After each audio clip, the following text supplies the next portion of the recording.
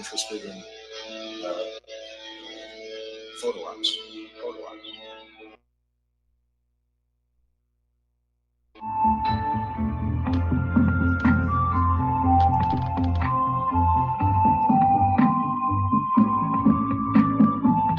Do you know there is an ongoing war right here in America? Are you aware that U.S. citizens have been classified as enemies of the state since 1933? Have you recognized that our entire government is really a vast network of interlocking corporations engaged in commerce? Look up Title 28, Section 3002. Tune in to In Defense of Humanity on Saturday nights at 7 p.m. Central Time.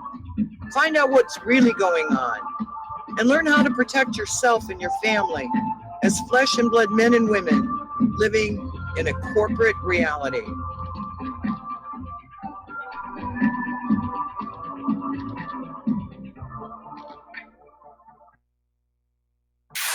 You're listening to Republic Broadcasting Network, because you can handle the truth.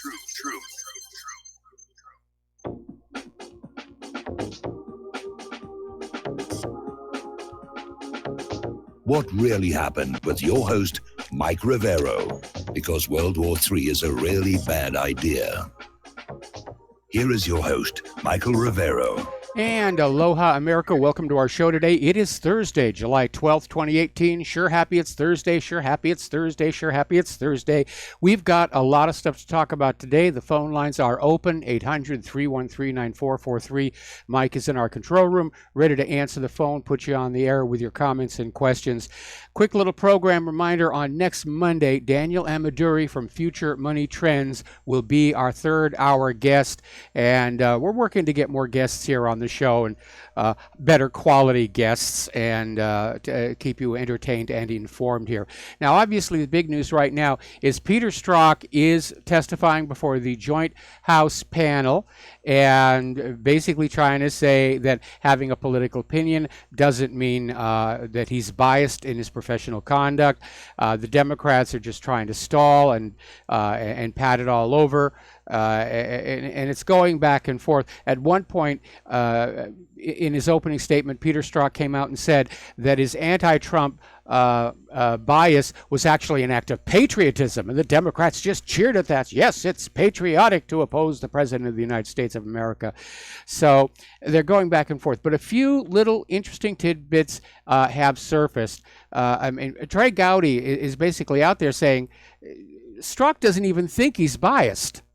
And yet, when you read the texts, it's clear there was a tremendous animus there on an agent who was involved in two investigations with a direct bearing on Donald Trump, the Hillary email investigation and the Russia investigation.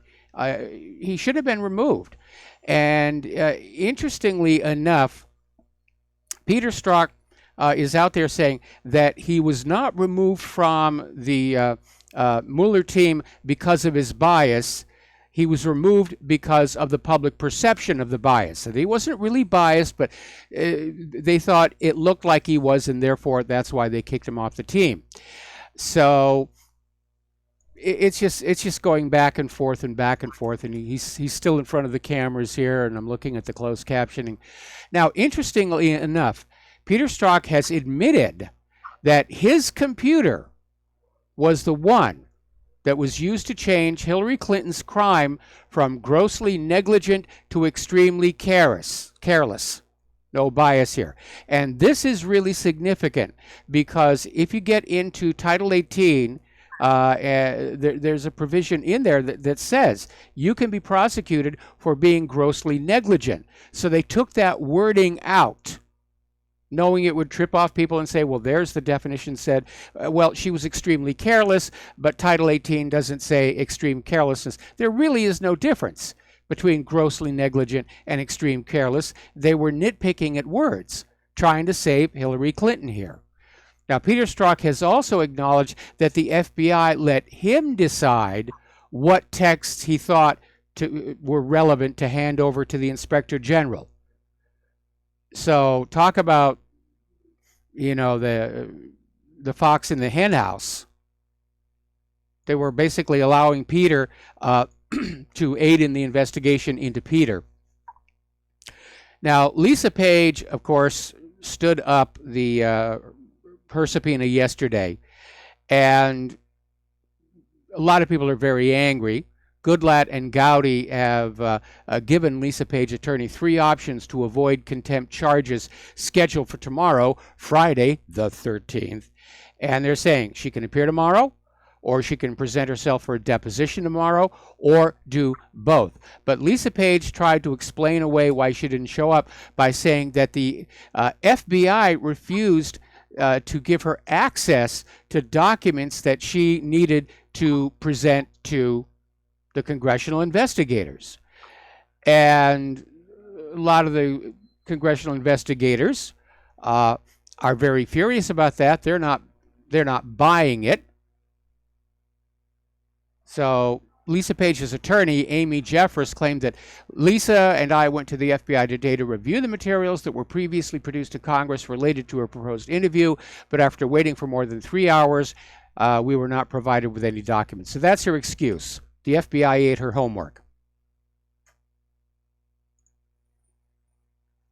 Now, the growing brouhaha over the nomination of Kavanaugh is starting to grow. And rather interestingly, Deputy Attorney General Rod Rosenstein has asked the offices of all 93 U.S. attorneys to each provide up to 3 federal prosecutors to assist the Justice Department in reviewing government records of President Trump's Supreme Court nominee Brett Kavanaugh. And even the New York Slimes is admitting this is an unusual insertion of politics into federal law enforcement. This is not normally done when there's a Supreme Court nomination. The Department of Justice doesn't launch a massive investigation of almost 300 prosecutors looking through every little piece of paper that they've got on him. And former law enforcement officials are saying this request is very, very troubling. He's launching another witch hunt, is what he's doing. Okay, we're going to do a shout out to our on-air affiliates who are just now rejoining our network here. Now, Mark Short is leaving the Trump White House, and he's going to be taking a position at the Guidepost Strategies consulting firm as well as teaching at his alma mater, the University of Virginia. The timing is unfortunate, indeed almost suspect, because Mark Short was Trump's top Capitol Hill liaison and very key to marshaling Senate support to confirm the nomination of Brett Kavanaugh. So the timing is indeed, as I said, unfortunate.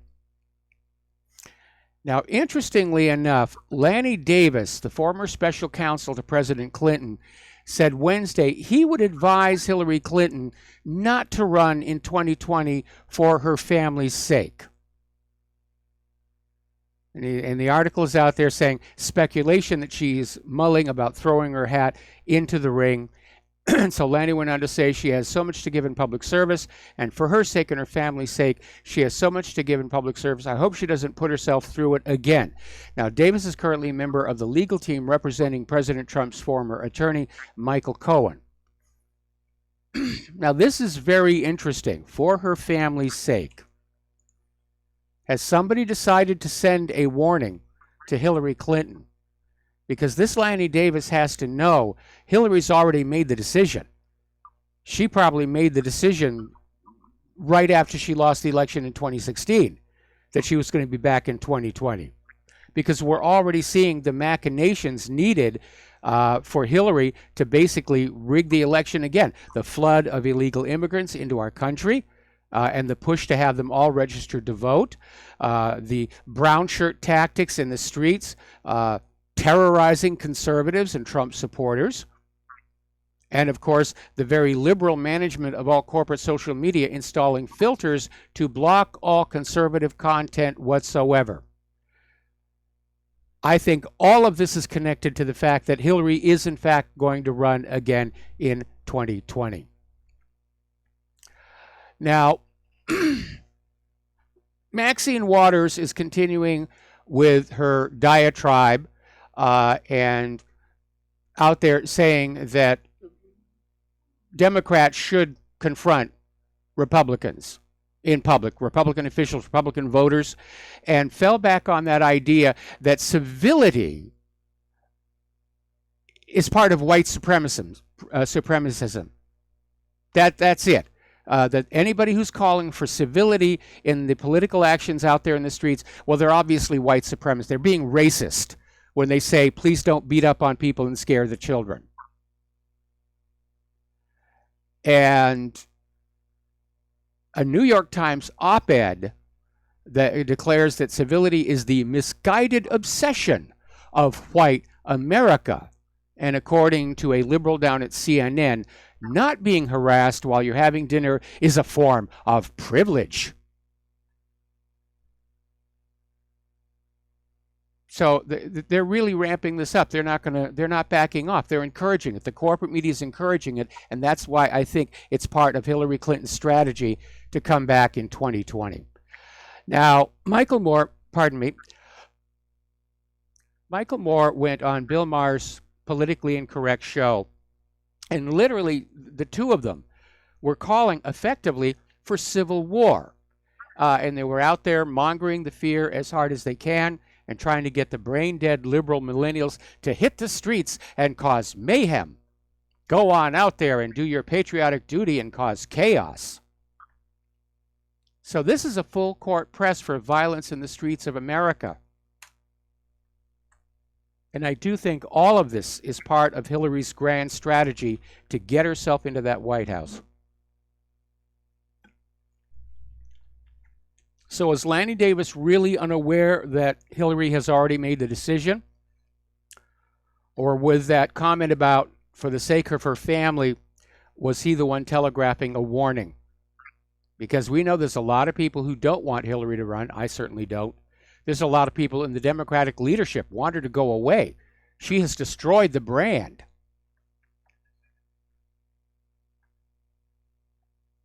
Right now over at Breitbart, their rap sheet of acts of violence and harassment against Trump supporters by liberals has now reached 305 incidents. And some of this stuff is getting childish. Remember George Lopez? He's a comedian. Was popular for a while, not so much. And maybe this was his desperate grasp to get back in the newspaper. But he basically went on out on Donald Trump's Hollywood star and peed on it using fake pee. And liberals, of course, just thought it was wonderful. But it's not funny. It's actually childish. And that seems to be the group personality of liberalism, is just childishness. Tantrums, spoiled brat behavior. So, now, as we mentioned yesterday, there's a bill being introduced in the House called the Unmasking Antifa Act. And it's actually a revival of a law dating back to the mid-20th century that was aimed at the activities of the Ku Klux Klan, who, as you know, would wear these white outfits with the pointy little mask hats and everything and go on out and commit acts of mayhem. And so back then they had a law saying that if you were committing these acts while you were wearing a mask or disguise, they would add additional jail time on there. So they're updating it, and they're aiming it at Antifa, who are always masked when they go on out and cause property and physical damage. And of course, the alt-left is just melting down over this. You can't do this. We have a right to have masks on our face when we're breaking property and people. And actually, no, you don't. But they're very upset over it. They want to do what they want to do. And it's all brown shirt tactics. Even the brown shirts didn't wear masks. They didn't need to. They were protected here. All right, as you know, Donald Trump is over in Europe. He is meeting currently with NATO, getting ready for his meet with Theresa May, followed by his meeting with Vladimir Putin. And Trump is out there basically slamming NATO, saying that they all should be spending at least 2% of their gross domestic product on defense. And of course, it's implied that that money will all come to American weapons manufacturers, even though America's weapons are not very good and very expensive. And Trump is even saying it should even be 4%. Now, that is something that the European nations are not really willing to listen to. They're all struggling with their economies. They don't have the money to spend on the military. And I think, if I read this correctly, they're a little upset at the way Donald Trump is throwing his weight around as if he's the leader of the entire world, especially when everybody can see that the United States of America is a failing empire. All right, we're going to go to the phones now. Dustin in New Jersey. Aloha, Dustin. Welcome to the show. What's on your mind? Yeah, hey, Mike. If anybody who don't think Antifa's like the brown shirts, go on YouTube. Just watch the brown shirt. That was an army. Yes. An army to reckon with, Mike. I mean, I hear some people saying, "Oh, we'll go through them. They'll quit." Not when you get shanked from behind. These people are cultists. I mean, they have like some kind of divine thing on their side. So they're dangerous. You don't turn they're your back on these fanatics. people. They're absolute fanatics. They've been whipped up into a frenzy. They're absolutely convinced that all white people are evil, and they're going to ignite a real race war in this country. And they're going to provoke a backlash. Of course, they'll scream racism, racism when the backlash happens. But I think all of this is part of Hillary Clinton's strategy for 2020. Well, Mike, you know who's the real, enemies, foreign and domestic? Is our own government. Yes. Maxine Waters and the like. They're the ones who are causing this divide, along with George. They're the real enemies. Do people realize these people are the ones causing the fracturing of our country? It's over here. I mean, it's just going to get worse. It's not going to get better. Because remember, Trump's got more years to go, and he's probably going to win again. I mean, we're in for a long haul. I mean, Mike, I'm telling you, I watched this NATO thing. Holy crap, Mike. Yeah, empires decline slowly and then quickly, and I'm seeing it before my eyes. I mean, you are. Holy crap. I mean, yeah, well, I want to back up here to what you were saying about Trump winning again in 2020. He may not get there. I mean, even though Trump has been giving the deep state pretty much all it wants in terms of the wars and going after Iran, and Israel gets whatever it wants, they're still after him. Robert Mueller's still after him. Rod Rosenstein is still after him. And what I think is going on is, if you remember the Watergate scandal, Richard Nixon's dirty trick squad, CREEP, the Committee to Re-elect the President, and people like Donald Segretti, went out and sabotaged the campaigns of any Democrat who might actually pose a real challenge to Richard Nixon's re-election. And they basically engineered the Democratic primaries so that George McGovern won. And Richard Nixon was able to just steamroller over George McGovern. Now, I don't think Hillary wants to run against Donald Trump. She thought she had it in the bag in 2016. She doesn't want to even take the chance in 2020. She wants Donald Trump out and some little weakling, nobody knows who they are, Republican, handed the nomination so she can just roll right over them. That's what I think is going on. That's why I think they're still after Donald Trump. And Mike, how many years do you think we got left? I mean, it can't be many, because we got to be in the final stage. I mean, at this point, remember you said the other day, Donald Tusk, he said, you better not alienate your allies. You don't have many. That's freaking true. We don't have any allies left because, we're a bully now. We've been a bully. Come on, man. War's a racket. We all know that. Smedley Butler, you talked about it before. We all know who calls in. We know it's a racket. But, oh, my God, I never seen anything like this, Mike, with the NATO thing and John Stoltenberg sitting there looking like a deer in the headlights. It's embarrassing. Yeah, it's just embarrassing now. We're a laughing stock. And they're flying Trump baby balloons all over England. They wanted to buy 2. How come England don't spend the money on the homeless population over there? Yeah. That's Well, none of these nations are spending their money on the homeless populations. Token amounts, a little bit here and there in front of the media cameras, but all of our money is going to war. We're in a wartime economy, and we're driving the rest of the world into a wartime economy. That's what Trump is doing over there in NATO. And Mike, I talked about the soybean just. Do you know it dropped 50% since the prices went? I mean, that's dirt cheap. My God. Yes, it is. Unintended consequences, Mike. It's hard. And Mike, I forgot to mention the other day that they said India is ready to surpass Britain. And I think Britain's the sixth biggest economy in the world, and India is going to ready to surpass it. So things are changing. We all know that. Yes. Hope your listeners and you and everybody's ready for it. Because it can happen all of a sudden. When you wake up. Thanks, Mike. All right, we're going to let you go here. We got to do a break for commercials, and we will be right back.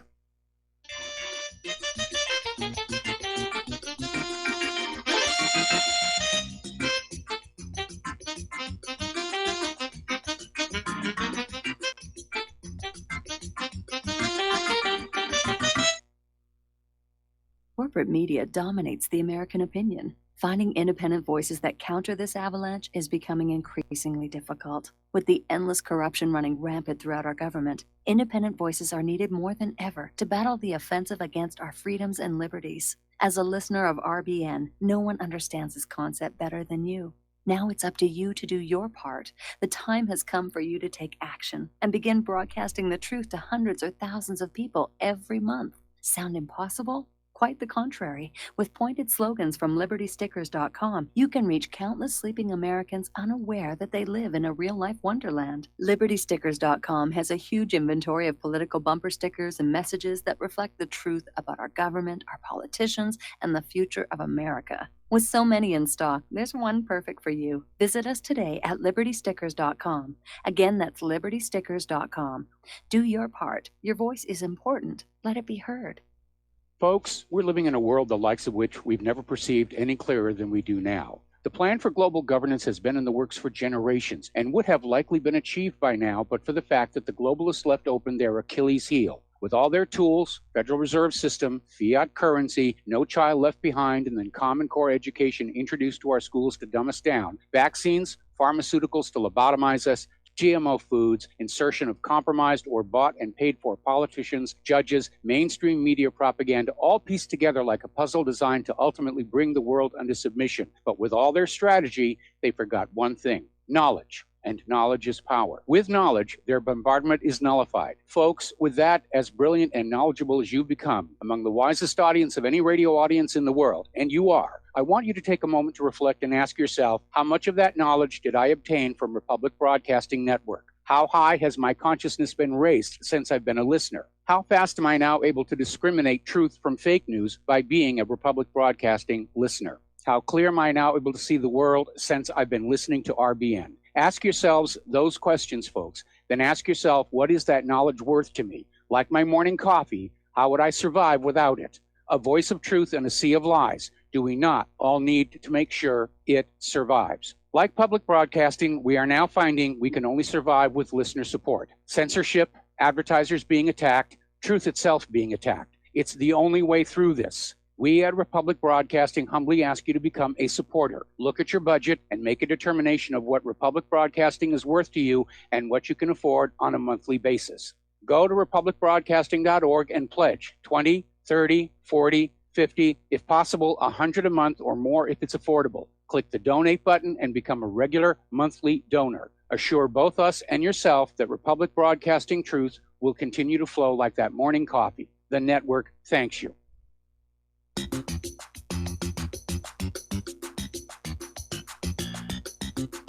Welcome to What Really Happened Radio. Visit us online at whatreallyhappened.com. And now, set your eyes on the future and let's consider what really happened. And aloha, America. Welcome back to the show. And getting on back to the Peter Strzok hearings.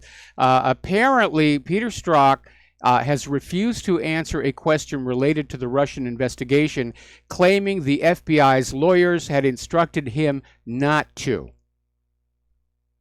And this led to the committee's chairman, Bob Goodlatte, to threaten to hold Strzok in contempt.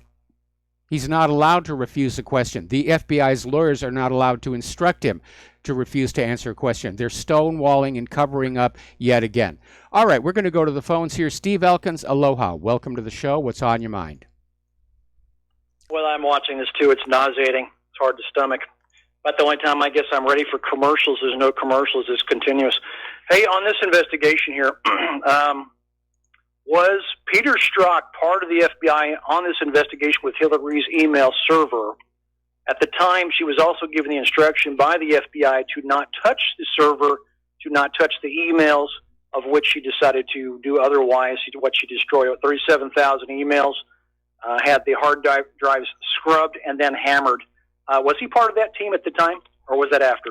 I think it was after. I don't have a precise timeline on that. But again, the way that Hillary, remember when somebody asked her, did you wipe your server? And she said, like, with a dust cloth? You know, trying to pretend that she doesn't know enough about computers. But yeah, she deleted the 30,000 emails. They wiped the unused areas of the disk with BitBleach, which is a software tool that does that specifically. Here's the interesting thing. The NSA contacted the FBI. They contacted James Comey and said, we have those 30,000 emails. And Comey said, I'm not interested. Yeah, they have record of everything. They surely do. Hey, you know, when you talked about 2% of the gross domestic product for these countries that are in NATO to cough up, maybe up to 4% to fund NATO. You know, in his book, The Art of the Deal, the objective is actually in a deal is that everybody leaves the table feeling like they got something, like they got what they wanted when they came in. So everybody's kind of happy. And I have to agree with Dustin, is that, you know, yeah, this arrogance of the United States of America to say we are the rulers, we'll do whatever we want. You know, yeah, it's getting old, and relying on friends. Well, yes, our good friends Israel. But who else do we really have as a friend in the world? I mean, they fear us, but are they our foes and our friends? No. But, you know, like I said, the objective is everybody leaves the table feeling like they got what they wanted. And this beating your chest, this thumping, this arrogance is it's overwhelming. And I think it's going to play in a bad way. We're going to meet our demise someday. Yeah, we're on our way. We're definitely already on our way. Anything else, Steve? That's it. Thank you, Michael. Appreciate All right, it. have yourself a good day. We're going to let you go. We've got another caller waiting on the line, but I'm going to wait until after the commercial break. Now, interestingly enough, despite all this talk about, you know, NATO good, NATO bad, the reality is the United States needs NATO, not for military defense, but as a cutout. Because NATO allows the United States to bypass the UN Security Council and engage in military adventures abroad while keeping a safe distance across the Atlantic. This is coming from Eric Volt of the Red Party of Norway. It's a very clever analysis.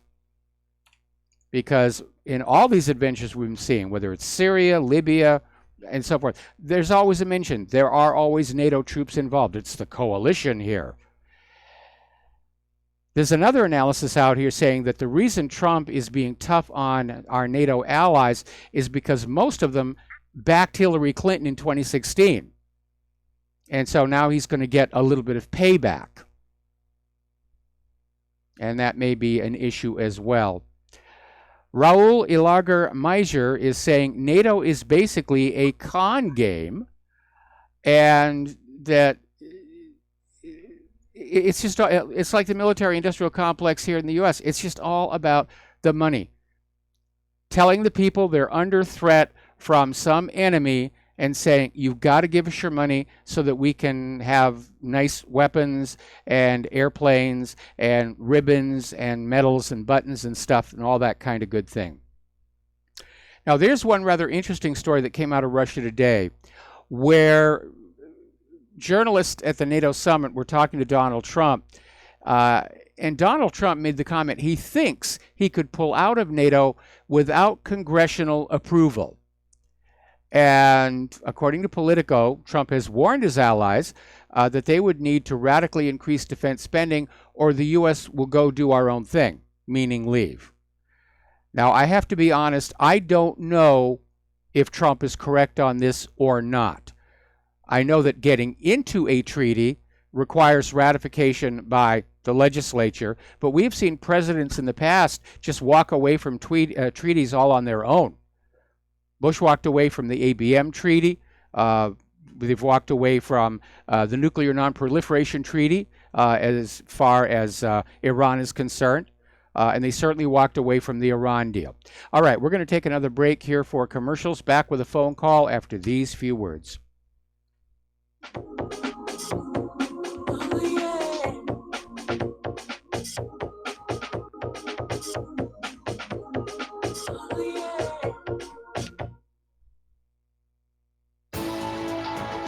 You are tuned in to the Republic Broadcasting Network. Visit our website by going to republicbroadcasting.org.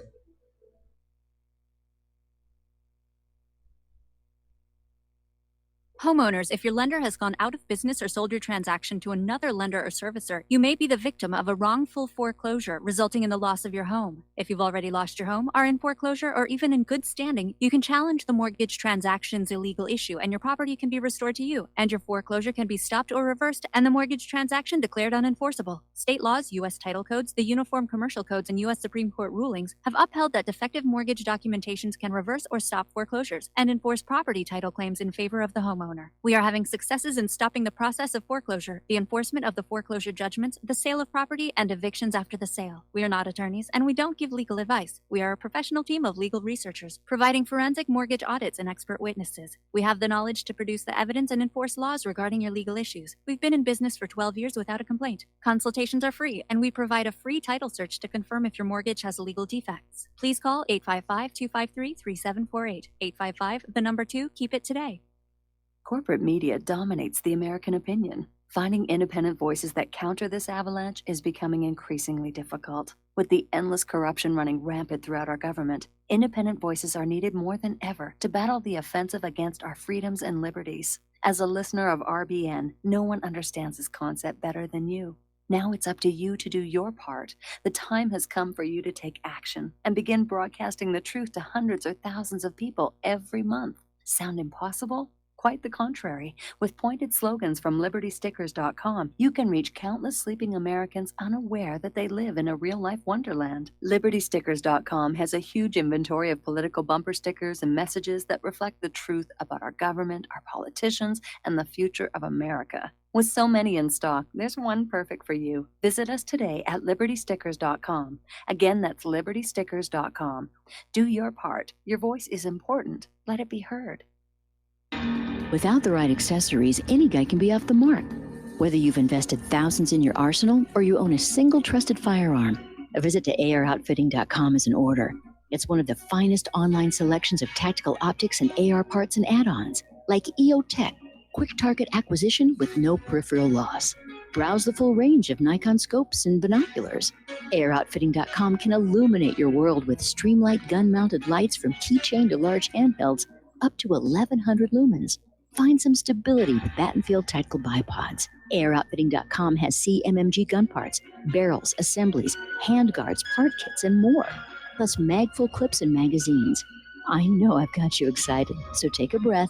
Head to AirOutfitting.com. The site's super easy to navigate and features a ton of technical info, including links to manuals. We also welcome vendor and manufacturer inquiries. Remember, if you don't see it, we can get it at AirOutfitting.com. Some are maxed out all their credit cards. Some are working 2 jobs and living in cars. Minimum wage won't pay for a roof, won't pay for a drink. If you gotta have proof, just try it yourself, Mr. CEO. See how far $5.15 an hour will go.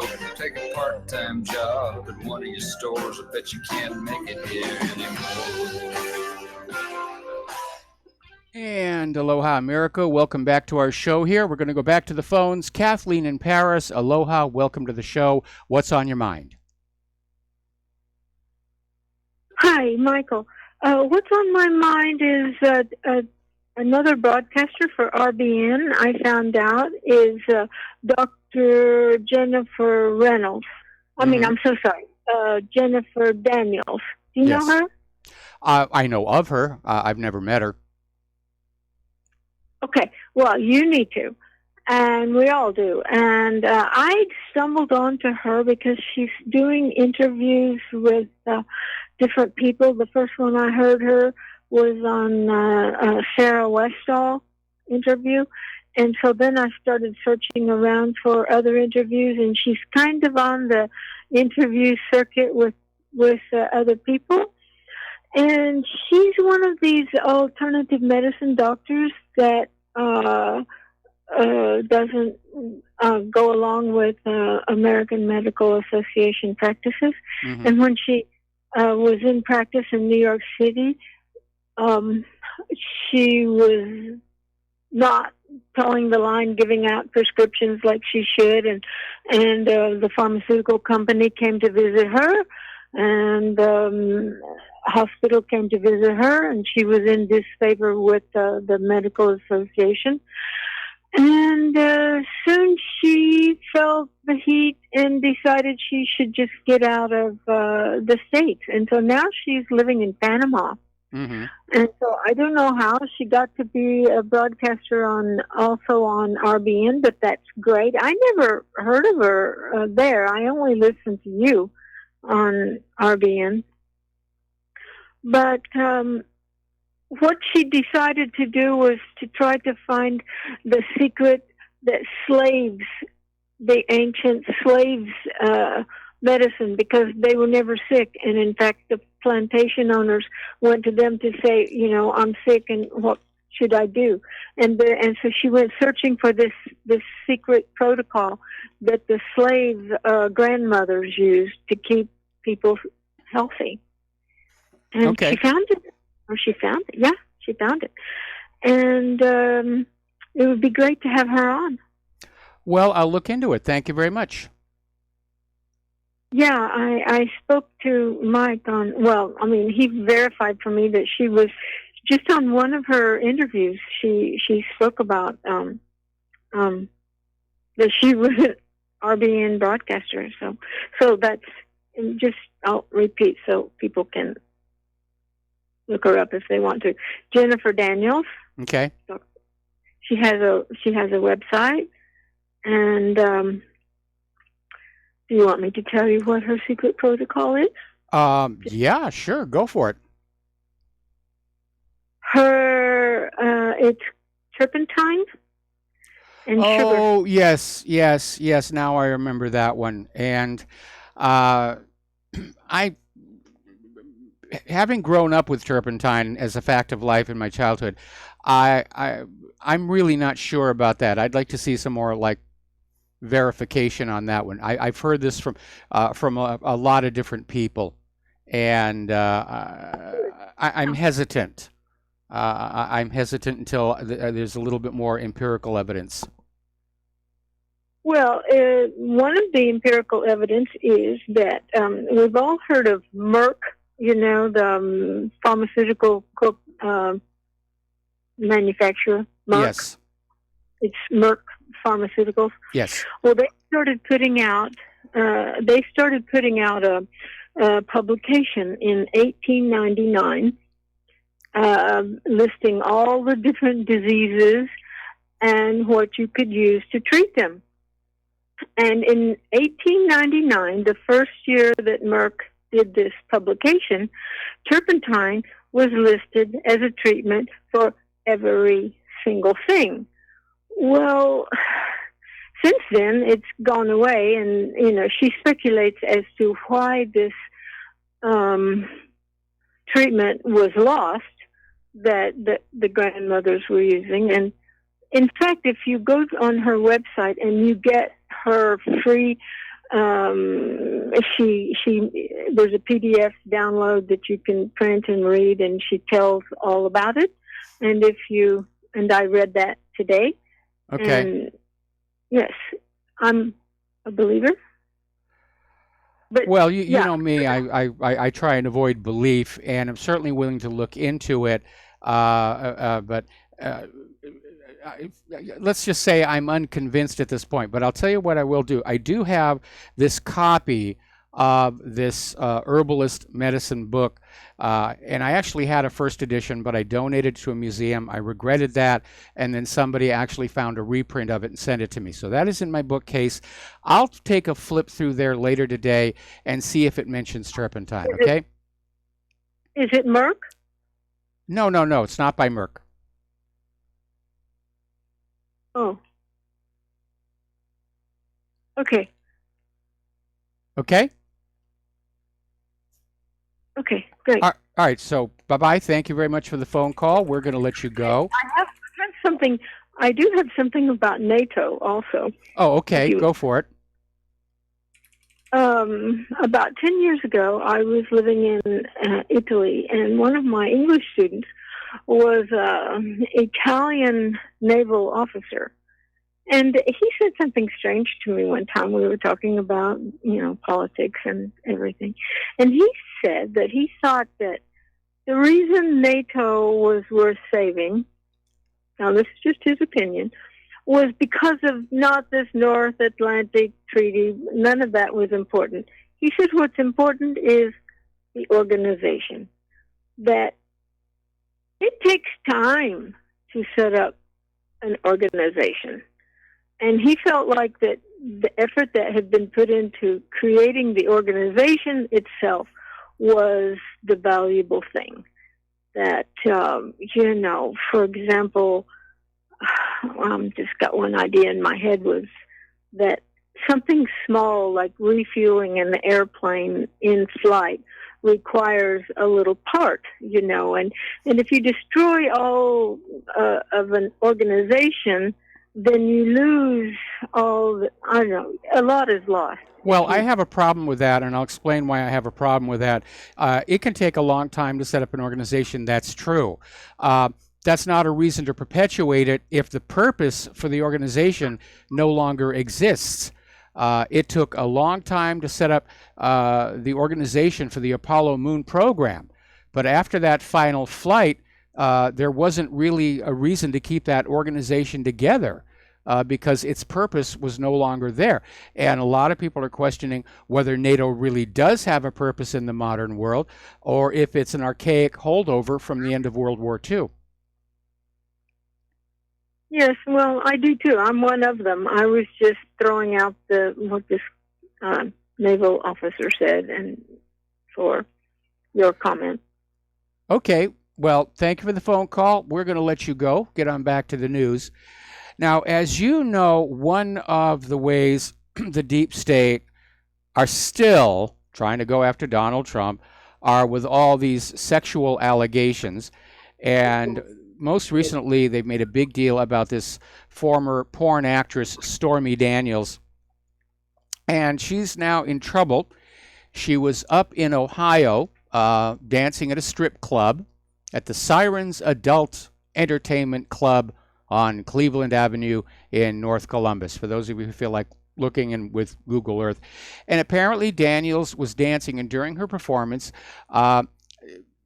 she was basically using her breasts to smack patrons, and they said Daniels was fondling the breasts of the female patrons. Well, there's a problem. In most states, it is illegal for there to be any physical contact between the strippers and the customers outside of the tucking of currency into the G-string. And I'm sure that the liberals are going to be screaming that their star accuser against Trump was entrapped. But I think Stormy Daniels' 15 minutes of fame just dissolved. Now, the other one that's out here is that back in April, Daniels' lawyer, Michael Avenatti, was talking about how there'd been this story between a GOP donor who had a relationship with a Los Angeles woman, got her pregnant, made sure she had an abortion, and the deal included hush money that was paid across many, many months. And the next day it came on out that the people Avenatti were talking about were Shara Betchard, a Playboy playmate who had an affair with the former Republican National Committee Deputy Finance Chairman Elliot Broidy. Now, creating a conspiracy out of the news where it wasn't there, Michael Avenatti later stated in an interview on MSNBC that Betchard possibly had the affair with somebody else, meaning Trump, and that Broidy was taking the fall for it. And again, Avenatti was just making things up because, as it turns out, from the Huffington Post of all places, Shara Betchard has never met or talked to Donald Trump at all, ever. But it's just another one of these, we're going to put out this shocking story. Oh, that evil Donald Trump, he was having an affair with a Playboy playmate, and it didn't happen. And I've been asking for months now why, when Donald Trump is giving the deep state pretty much everything they want in the wars, he's backed off any real serious investigation into the corruption. He's turned into their puppet, and still they're trying to get rid of him. And the only thing that makes sense is that Hillary is going to run in 2020. She does not want to run against Donald Trump. So, now looking toward the midterm elections, The Hill is reporting that according to the latest polls, moderate Democrats stand the best chance of winning in November. The wacko crazies like Maxine Waters may not make it, and their poll numbers are turning against them because of all this extreme violence that are out there. And the polls are also showing Democrats should not call for abolishing immigration and customs enforcement ahead of November. That is a vote loser. Now, Senator Dianne Feinstein is dealing with yet another scandal on her part. As you know, she was one of the people who was involved in Mark Zuckerberg's testimony to the Senate last April. And Feinstein failed to disclose her husband owns somewhere between $100,000 and $250,000 worth of stock in Facebook. And Feinstein's excuse is, well, she doesn't discuss her husband's financial transactions with him. So she had no idea. Sure, Diane, sure. All right, let's turn on over to what's going on internationally here. And there was this exhibit titled Genocide in Srebrenica, 11 Lessons for the Future. And it opened in Sarajevo, Bosnia and Herzegovina, after it was turned away from its original event location in Brussels by certain members of the European Parliament for displaying, quote, too many skulls and bones. Now, the exhibit organizer, Hikmet Karchik, an author and genocide researcher from Sarajevo, told Al Jazeera that he'd been in contact with a year from members of the European Parliament who had agreed to host his exhibit in Parliament commemorating the 23rd anniversary of the Srebrenica genocide. Probably somebody went up there and said, no, show the Holocaust. Don't show this. Put the Holocaust back up there here. Polls over in Germany, specifically one for the DPA news agency, shows German voters are basically fed up with the current level of spending on the military in their country. They don't want to go to 2%. They want spending cuts. And they're tired of the number of U.S. troops Germany is playing host to. And the poll is showing that even as officials fret Trump threatening to pull U.S. troops out of Germany, voters in Germany would welcome the U.S. departure. Basically, 1/3 of those polled were okay with U.S. soldiers staying. And there are currently 35,000 U.S. troops stationed in Germany. It's a lot of troops. It's a lot of money. Gee, I thought we won World War II and everything was hunky-dory, especially after the reunification. Apparently, the Germans are not just tired of foreign troops. The polls showed strong resistance to Chancellor Angela Merkel's call to spend 2% of Germany's GDP on the military. Only 15% of Germans support that idea. Okay, now, interesting little story. This is coming out of Press TV. A senior advisor to the leader of the Islamic Revolution, Ayatollah Khamenei, says Tehran and Moscow need to bolster their strategic cooperation in the face of U.S. hegemony. And speaking to reporters on arrival in Moscow, Ali Akbar Velayati, sorry I butchered that, lauded Tehran-Moscow relations as strategic. In other words, the more the U.S. talks about sanctions against Iran, the more Iran turns to the Russian sphere of influence. Remember the other day there was somebody out there saying, Russia's trying to lure these people away from the Western sphere of influence. No. It's the Western sphere of influence that is driving countries away. So Iran and Russia are getting closer together, and Russia has already committed to Iran's defense if it is attacked. Over in Syria, the Syrian army retakes yet more villages in southern Syria, including the areas of Tafas, Yaduda, and Tal Ashari in the northwestern countryside of Daraa. And apparently militants there had surrendered, and units of the Russian military police were deployed in Tafas. So it's all but over there. Now, Israel claiming that Syria had sent a drone over the Golan. And it's not like Israel isn't sending their drones all over Syria, but claiming that this was retaliation for a Syrian drone. Unarmed, didn't shoot anything, didn't bomb anything, was just taking a peek, if it was there at all. And Israel launched an attack on Syria's Quneitra province. And the we got to take a break for commercials. We'll be back after these few words.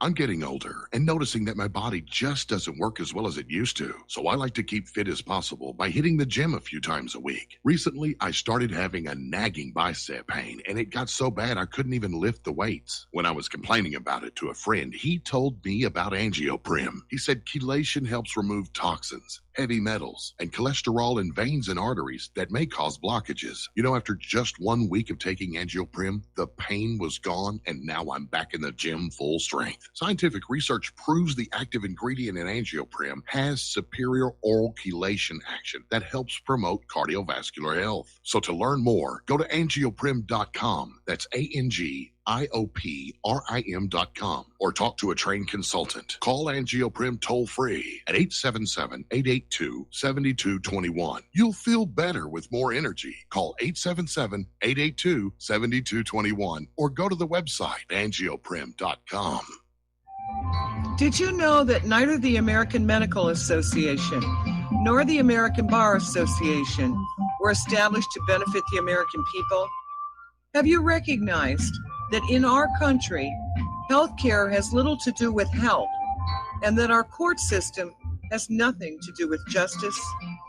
The priests of both medicine and law have been incentivized to implement a dark agenda on behalf of the Bilderbergers and their ilk. To protect ourselves and our progeny, we need to take a much closer look at how these two giant industries really work. Join me, Al Whitney, on In Defense of Humanity, Saturdays at 7 p.m. Central, as we expose the matrix and learn how not to consent to our own destruction. Do you or someone you know suffer from chest pain, blood pressure, cholesterol, or irregular heartbeat? Are you looking for a more natural solution to overcome these health challenges? You hear the ads all the time. If this stuff's so good, why doesn't my doctor prescribe it? That's easy. Doctors are not trained in natural medicine. Extendivite Heart Tonic does want you to be as healthy as you can be, and it really works. Take Extendivite for 6 months and your doctor will say, I don't know what you're doing, but don't stop. It's working for you. Get the dependability of Extendivite. Just see how you feel in 6 months. A 2-month supply of either capsules or liquid is only $69.95 plus shipping and handling. Call 1-877-928-8822. That's 1-877-928-8822 or visit heartdrop.com. Extend your life with Extendovite. What this country is coming to, I sure would like to know. If they don't do something by and by, the rich will live and the poor will die. Doggone, the panic is on. Can't get no way, can't draw no pay. Unemployment getting worse. And aloha, America. Welcome back to the show. And people are already sending me information about turpentine, enough to get me curious. And so I will be giving it a good look-see. So we're talking about what's going on down in Quneitra in Syria. Israel claiming retaliation for what they say is a Syrian surveillance drone over the Golan, launched a major attack into Quneitra, and they fired several missiles in the direction of army positions. And basically, Syria is saying that it didn't go all that well. Apparently, F-16s of Israel fired a whole bunch of missiles, which apparently didn't do any harm. Nobody was killed. Nobody was wounded on the Syria side. And Syria is claiming to have shot down one of Israel's planes. Okay. All righty. Just taking a look at a message here. So, now then, over in Palestine, the United Nations Office for the Coordination of Humanitarian Affairs is keeping count, and they're saying Israeli authorities have demolished 197 Palestinian structures in the West Bank during the first half of 2018, as Israel continues with its land expropriation policies in the occupied territories. And the UN basically said that 8 homes, 10 livelihood-related structures, and 4 retaining walls were destroyed just last month. So they also demolished a residential apartment on punitive grounds. It was punishment for something, collective punishment probably, displacing 3 families. Israel has also demolished a Palestinian school near Hebron. And apparently the occupation forces have a new little trick that they like to do, because there is a process where they'll issue a demolition order, and then the people have a little bit of time to respond and argue why the property should not be demolished. But for some reason, that initial notification keeps arriving later and later. So they don't have enough time to appeal against the demolition orders. Israel has announced they're about to demolish 50 Arab homes around the city of Kalansawa under the pretext they were built without the necessary planning consents. Now, the reality is that in Israel, if you are not Jewish, getting a building permit of any kind is virtually impossible. And then Israel will use that as an excuse to demolish Palestinian properties, Arab properties here. Meanwhile, settlers once again have stormed Muslim sites in Nablus. They broke into the northern western village bank of Kurata outside of Nablus and held rituals, Jewish rituals, at holy Islamic sites. This is obviously a deliberate provocation. And eyewitnesses said the Israeli army cleared the way for the settlers to break into the village and cordoned off the holy sites so that the locals could not interfere. All right, we're going to take a break for station identification, and we'll be right back.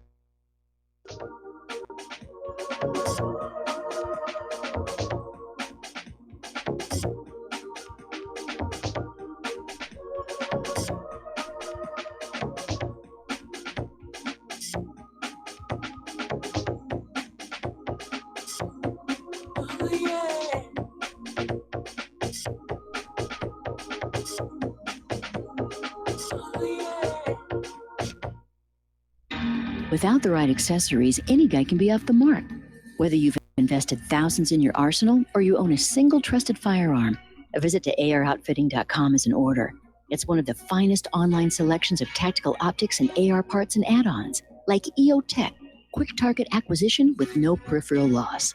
Browse the full range of Nikon scopes and binoculars. AROutfitting.com can illuminate your world with Streamlight gun-mounted lights from keychain to large handhelds up to 1,100 lumens. Find some stability with Battenfield tactical bipods. AirOutfitting.com has CMMG gun parts, barrels, assemblies, handguards, part kits, and more, plus mag-full clips and magazines. I know I've got you excited, so take a breath. Head to AirOutfitting.com. The site's super easy to navigate and features a ton of technical info, including links to manuals. We also welcome vendor and manufacturer inquiries. Remember, if you don't see it, we can get it at AROutfitting.com. This is RBN, the Republic Broadcasting Network.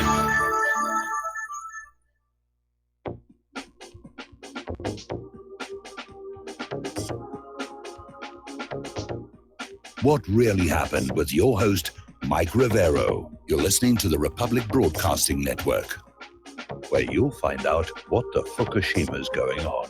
And aloha, America. Welcome back to the show here. And getting on back to the news, we're talking about how the settlers are storming the Muslim sites in Nablus.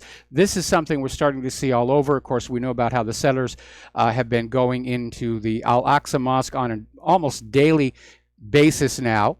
And ever since Netanyahu took back the rule banning members of the Knesset from going to Al-Aqsa, going to the Temple Mount, 3 have now visited under heavy guard.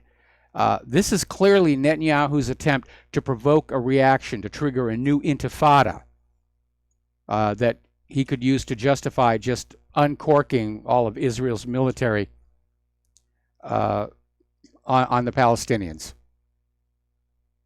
So Israel's culture minister, Miri Regev, wants to submit a cultural loyalty bill that would allow her to cut state funding to cultural institutions which violate the so-called Nakba law. Now, the Nakba law basically criminalizes the commemoration of the disaster, the tragedy.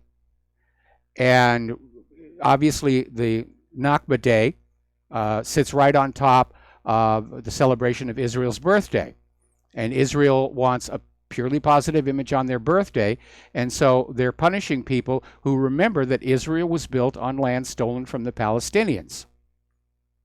Israel loves to use the law to basically silence things they don't want people to hear, like the Nakba law, like the Holocaust, and so forth and so on. And so Israel's culture minister wants the powers to punish the violators economically. Now, somebody started a rumor that the United Nations Relief and Works Agency for Palestine was going to cut the salaries of the 22,000 employees they have in Gaza. That's a lot of employees. I mean, if you look about it, Gaza is about the size, roughly the size of Chicago. So 22,000 is a lot.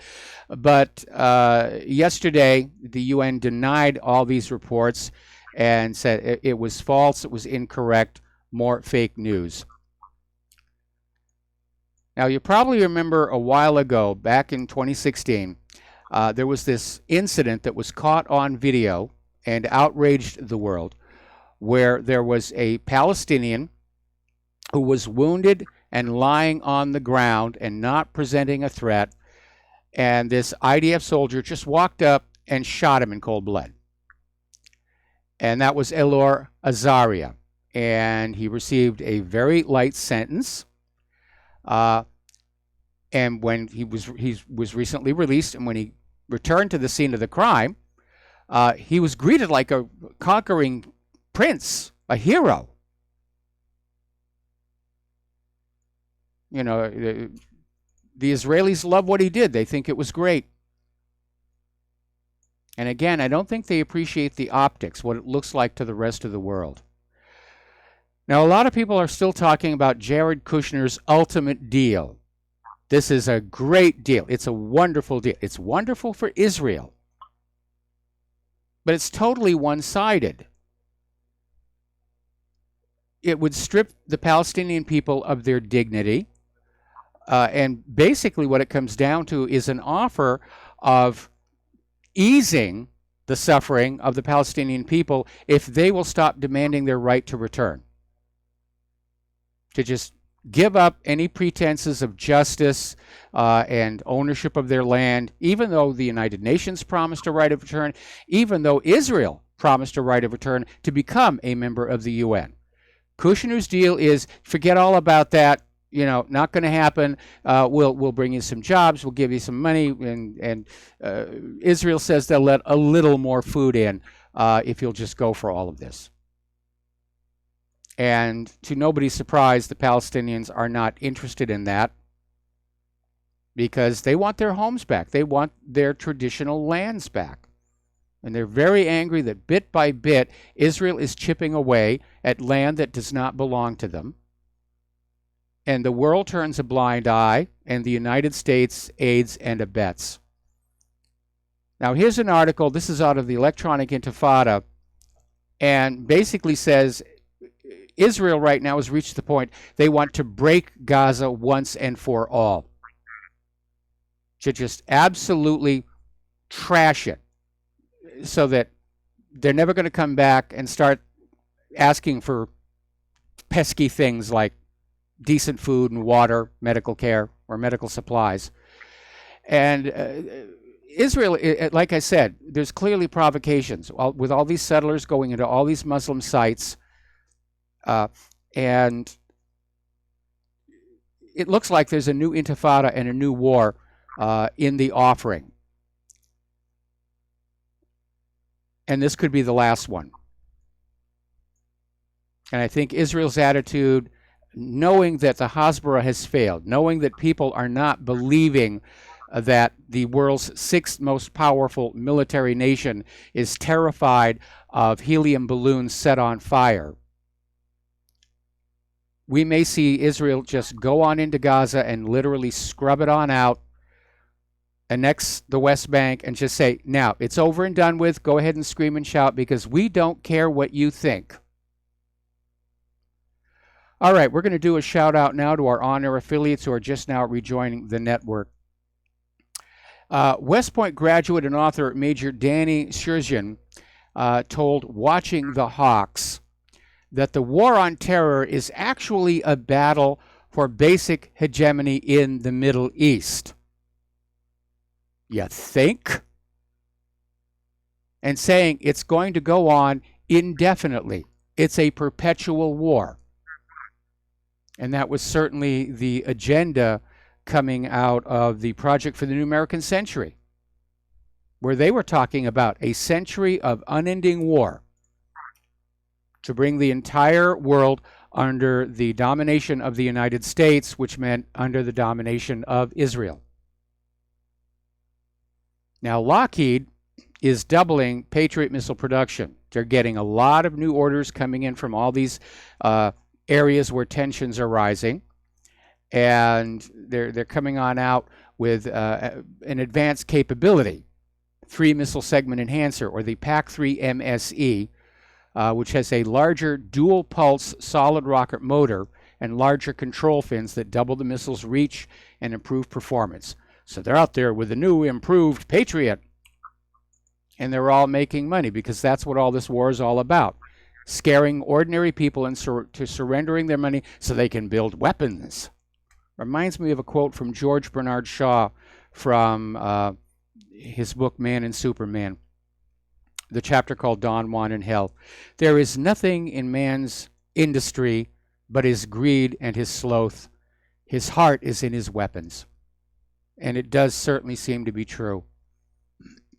I mean, we'll go on out to trade shows, and they're showing off, well, like cars and trucks, and and they're excited about what they're doing. But boy, you go to a military demonstration, air show, and the weapons on display, and you can just see how puffed up they are.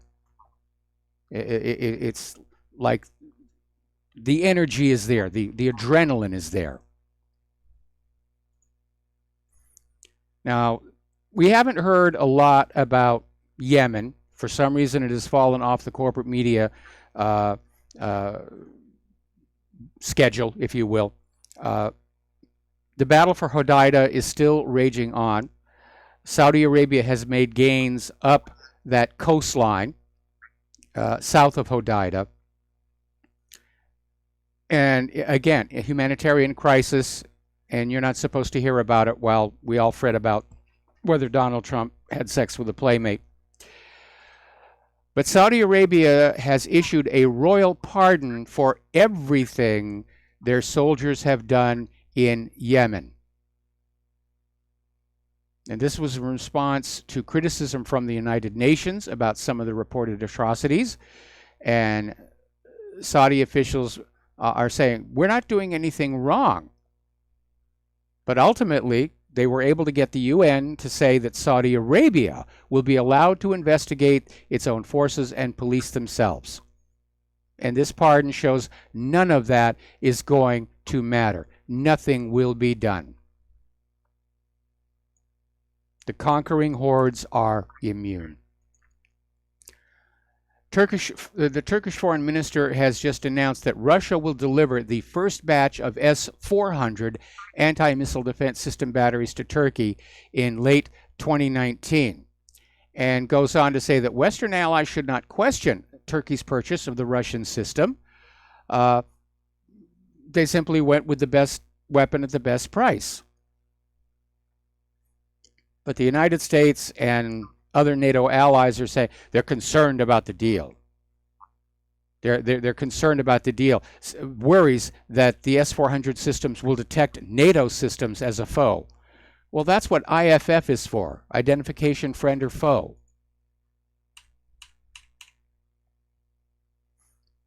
Now, getting on back to our much beleaguered F-35, the Pentagon, specifically the Air Force, is getting ready to have a fly-off between the F-35 and an A-10 tank buster.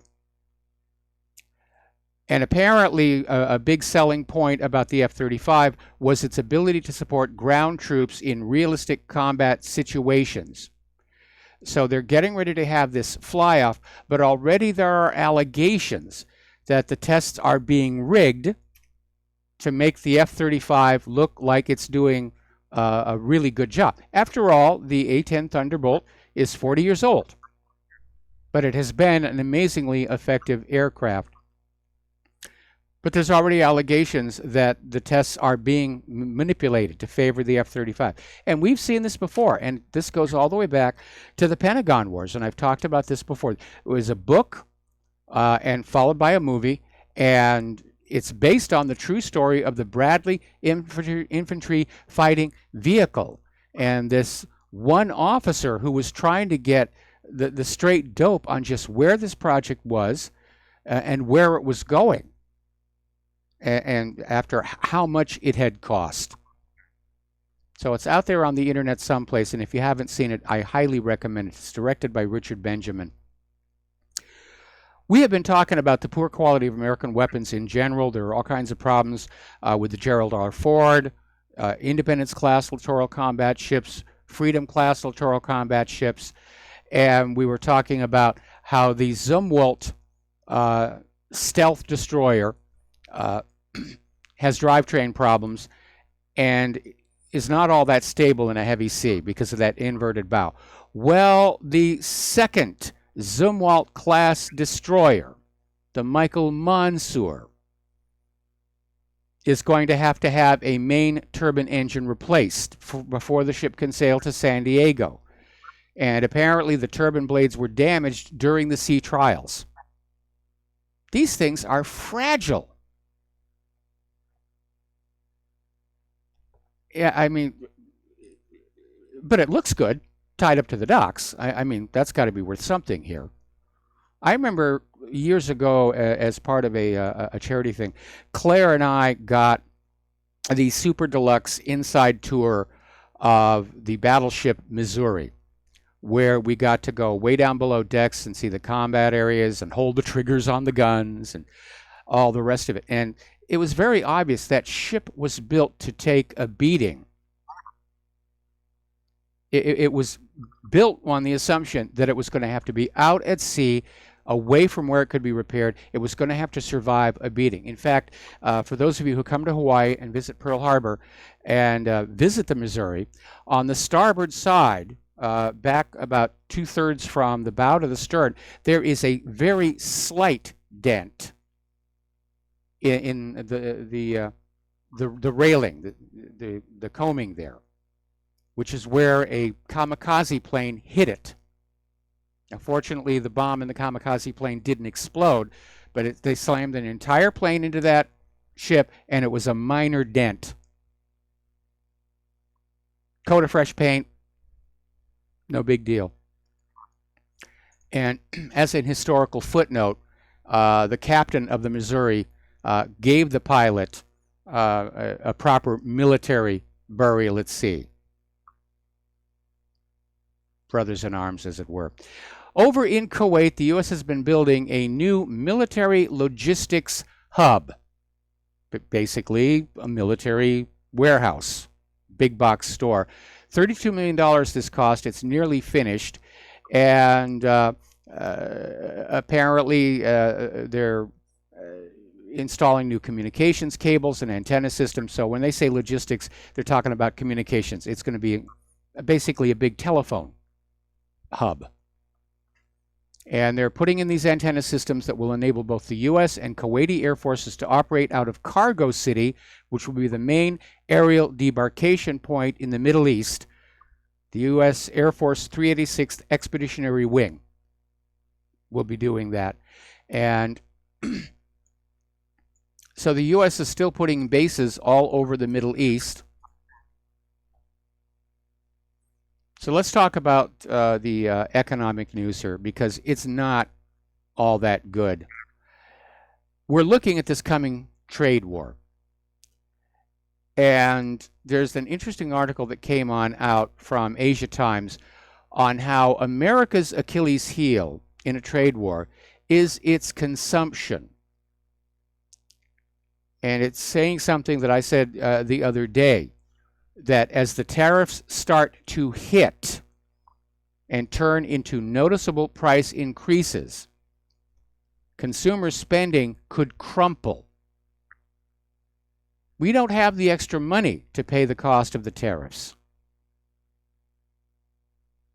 And we could see, I mean, the consumer economy is already overstressed. We've seen it with Retail Mageddon.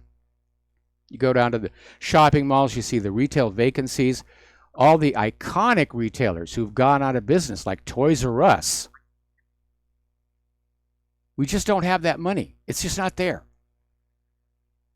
And I understand why Trump wanted to do the tariffs. I'm just not sure the timing was all that great. It all depends. What will make this work is if domestic American manufacturers operating right on our soil can get up to speed quickly enough to provide lower cost versions of the products that we need and get them into the stores, get them into that supply chain. Then it will work. If they can't, and Americans are just paying that higher price for their goods because of the tariffs, it's going to slow down our consumer spending even more. People are going to start learning to do without.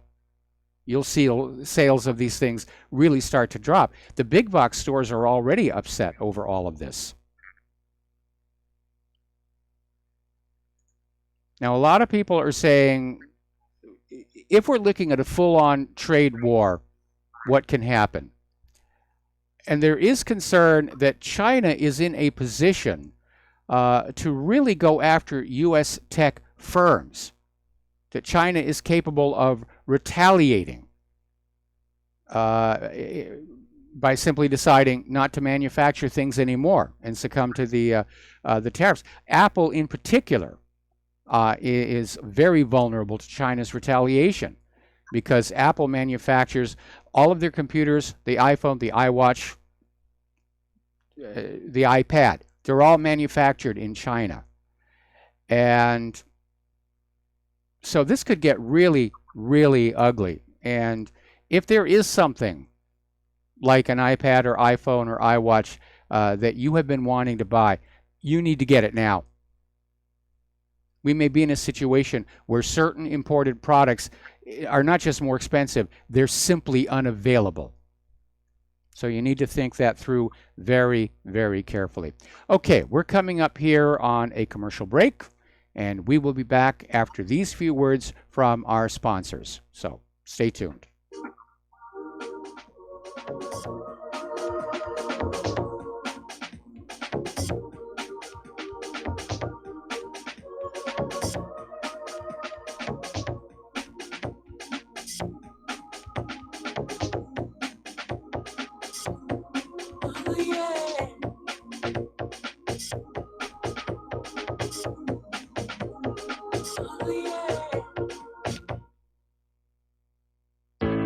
Many people write us about their experience with Extendivite.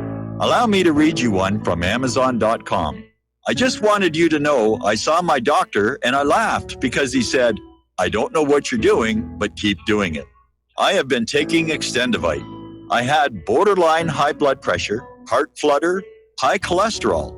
I changed my diet and included Extendivite with an amazing turnaround for the better. A few months later, I had a doctor's appointment and took a stress test. I passed. No heart flutter, blood pressure was perfect. My doctor even took me off my medicine. I thank you truly from the bottom of my heart. This stuff works, and I'm so grateful for Extendivite. Thank you, Justin G. Tell us your story. Get Extendivite today. Call 1-877-928-8822 or visit heartdrop.com. Extend your life with Extendivite. Folks, we're living in a world the likes of which we've never perceived any clearer than we do now. The plan for global governance has been in the works for generations and would have likely been achieved by now, but for the fact that the globalists left open their Achilles heel. With all their tools, Federal Reserve System, fiat currency, no child left behind, and then Common Core education introduced to our schools to dumb us down, vaccines, pharmaceuticals to lobotomize us, GMO foods, insertion of compromised or bought and paid for politicians, judges, mainstream media propaganda, all pieced together like a puzzle designed to ultimately bring the world under submission. But with all their strategy, they forgot one thing: knowledge. And knowledge is power. With knowledge, their bombardment is nullified. Folks, with that, as brilliant and knowledgeable as you've become, among the wisest audience of any radio audience in the world, and you are, I want you to take a moment to reflect and ask yourself, how much of that knowledge did I obtain from Republic Broadcasting Network? How high has my consciousness been raised since I've been a listener? How fast am I now able to discriminate truth from fake news by being a Republic Broadcasting listener? How clear am I now able to see the world since I've been listening to RBN? Ask yourselves those questions, folks. Then ask yourself, what is that knowledge worth to me? Like my morning coffee, how would I survive without it? A voice of truth in a sea of lies. Do we not all need to make sure it survives? Like public broadcasting, we are now finding we can only survive with listener support. Censorship, advertisers being attacked, truth itself being attacked. It's the only way through this. We at Republic Broadcasting humbly ask you to become a supporter. Look at your budget and make a determination of what Republic Broadcasting is worth to you and what you can afford on a monthly basis. Go to republicbroadcasting.org and pledge 20, 30, 40, 50, if possible, 100 a month or more if it's affordable. Click the donate button and become a regular monthly donor. Assure both us and yourself that Republic Broadcasting truth will continue to flow like that morning coffee. The network thanks you. If you got the money, honey, we got the bombs. We'll plant them anywhere you like and blow up anyone. Whip this world into a frenzy, killing babies, dads, and moms. If you got the money, honey, we got the bombs.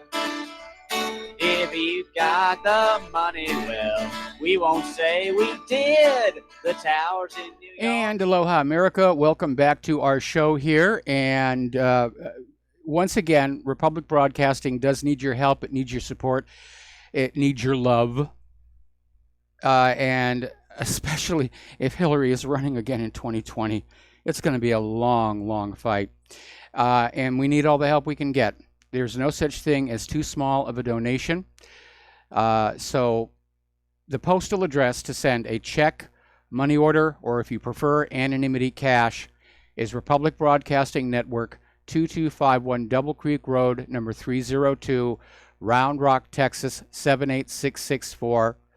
The phone number, if you want to call in a debit or credit card donation or pledge to be a recurring subscriber, is 800-724-2719, extension 1 during business hours, extension 3 at all other times.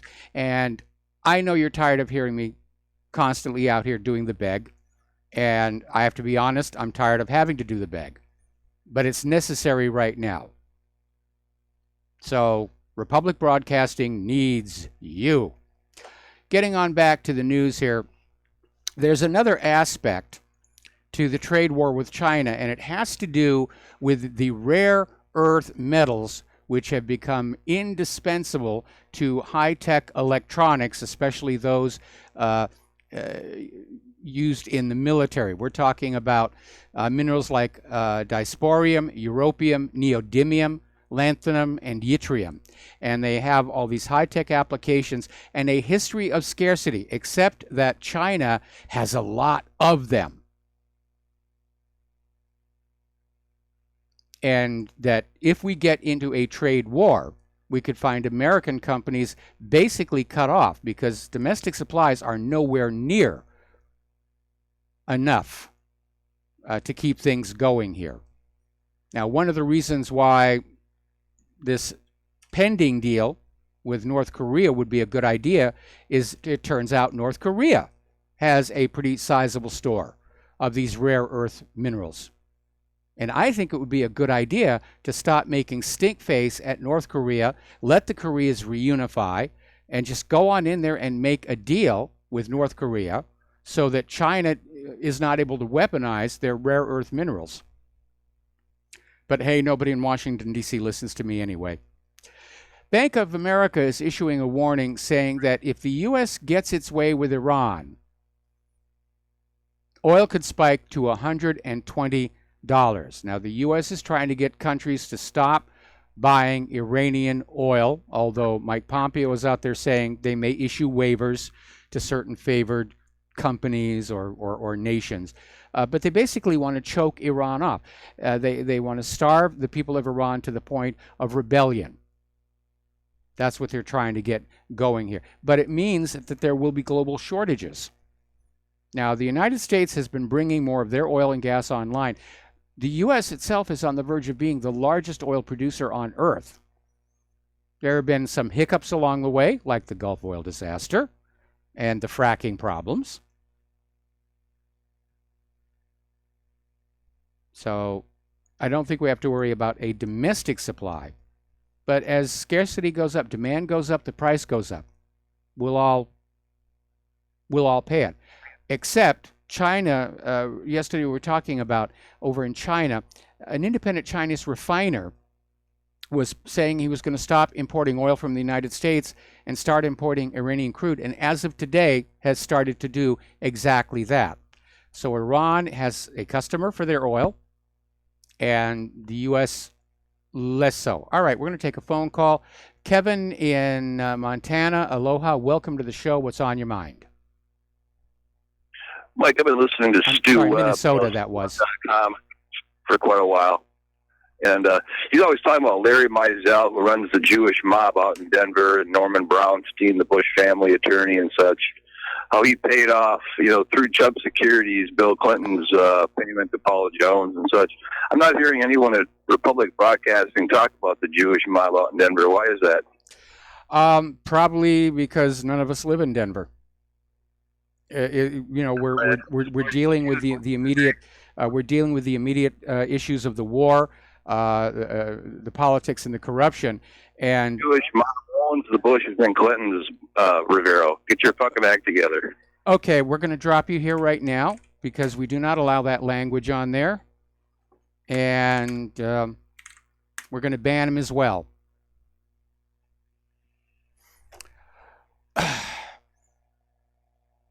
I have a real problem with people who come onto my show and think they have a right to decide what the show will be about.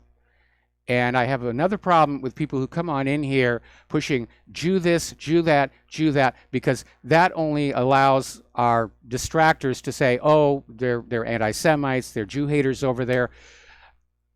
Yes, this guy may be over there in Denver, but there's been nothing newsworthy happen in Denver to justify paying attention to it at this moment.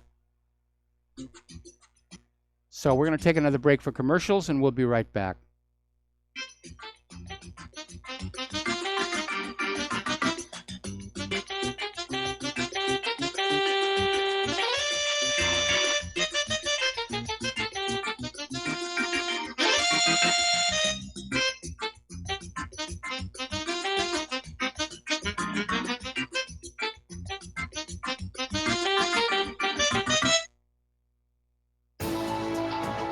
You are tuned in to the Republic Broadcasting Network.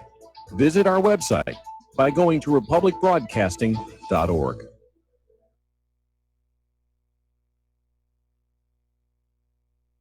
Homeowners, are you in foreclosure, expecting to be served with a foreclosure lawsuit, or suspect your lender has coerced you into an illegal mortgage transaction? A huge number of mortgages made in the last 10 years have legal issues and are possibly defective. State laws and the U.S. Supreme Court have upheld that defective mortgage documents are grounds for foreclosure defense and for counterclaims in favor of the homeowner. If your mortgage has been sold or assigned since closing the loan, it may be defective and you may be paying the wrong party, and the lender may not have standing or the right to foreclose or collect payments under the law. If you would like to know if your mortgage is legal or not, or know if you are paying the right party, we can help. Our initial consultations are free of charge. We are not attorneys. We are legal researchers and work closely with experienced lawyers who know how to help you find the evidence to help you keep your home. Call toll free 1-855-2-KEEP-IT. That's 1-855-2-KEEP-IT today. Hi, folks. CBD is the home run hitter for health right now. Why, you ask? Because of what it does for the body. Unfortunately, I can't tell you all about the benefit. You know, there's reasons. Do your due diligence and log on to ancientlifeoil.com. That's ancientlifeoil.com. Ancient Life Oil uses organic ingredients and is blended in coconut oil for some of the best benefits. Legal in 50 states and non-psychoactive. Log on to ancientlifeoil.com. That's ancientlifeoil.com. Do you worry a lot? Whether you're a college student, busy professional, parent, or grandparent, ongoing stress and elevated levels of the stress hormone cortisol can rob your memory, your health, and your future. Now you can combat the effects of stress and anxiety while improving your memory and recall at the same time with the dietary supplement Calm and Clever. Studies show that the ingredients in Calm and Clever reduce cortisol by as much as 30% in 1 to 2 weeks. Call 1-800-758-8746 or calmandclever.com. Without the right accessories, any guy can be off the mark. Whether you've invested thousands in your arsenal or you own a single trusted firearm, a visit to AROutfitting.com is in order. It's one of the finest online selections of tactical optics and AR parts and add-ons, like EOTech, quick target acquisition with no peripheral loss. Browse the full range of Nikon scopes and binoculars. AROutfitting.com can illuminate your world with Streamlight gun-mounted lights from keychain to large handhelds, up to 1,100 lumens. Find some stability with Battenfield tactical bipods. AirOutfitting.com has CMMG gun parts, barrels, assemblies, handguards, part kits, and more. Plus mag-full clips and magazines. I know I've got you excited, so take a breath. Head to AirOutfitting.com. The site's super easy to navigate and features a ton of technical info, including links to manuals. We also welcome vendor and manufacturer inquiries. Remember, if you don't see it, we can get it at AirOutfitting.com.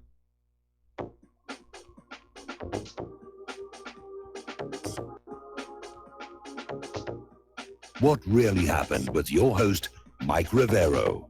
You're listening to the Republic Broadcasting Network. Here is your host, Michael Rivero. And aloha, America. Welcome back to the show here. And as we mentioned yesterday, Israel has been spraying agricultural land in Gaza with very powerful herbicides, supposedly for security, to basically kill all the vegetation so that the Israelis can keep watch on the Gazans. But this is where the Gazans get a lot of their food. And there may have been an economic motive there, because if the Gazans can't grow their own food, well, then they have to basically buy it from Israel. Well, that one has backfired because the Palestinian Ministry of Agriculture in the Gaza Strip has just announced it will stop importing Israeli fruits in response of the occupation's closure of the commercial crossing with the besieged enclave, along with Israel's use of herbicides along the border fence. So we've got to get some humanitarian aid in there. These people are being starved to death. It's the world's largest open-air prison. And nobody wants to do anything about it. There we are. Okay.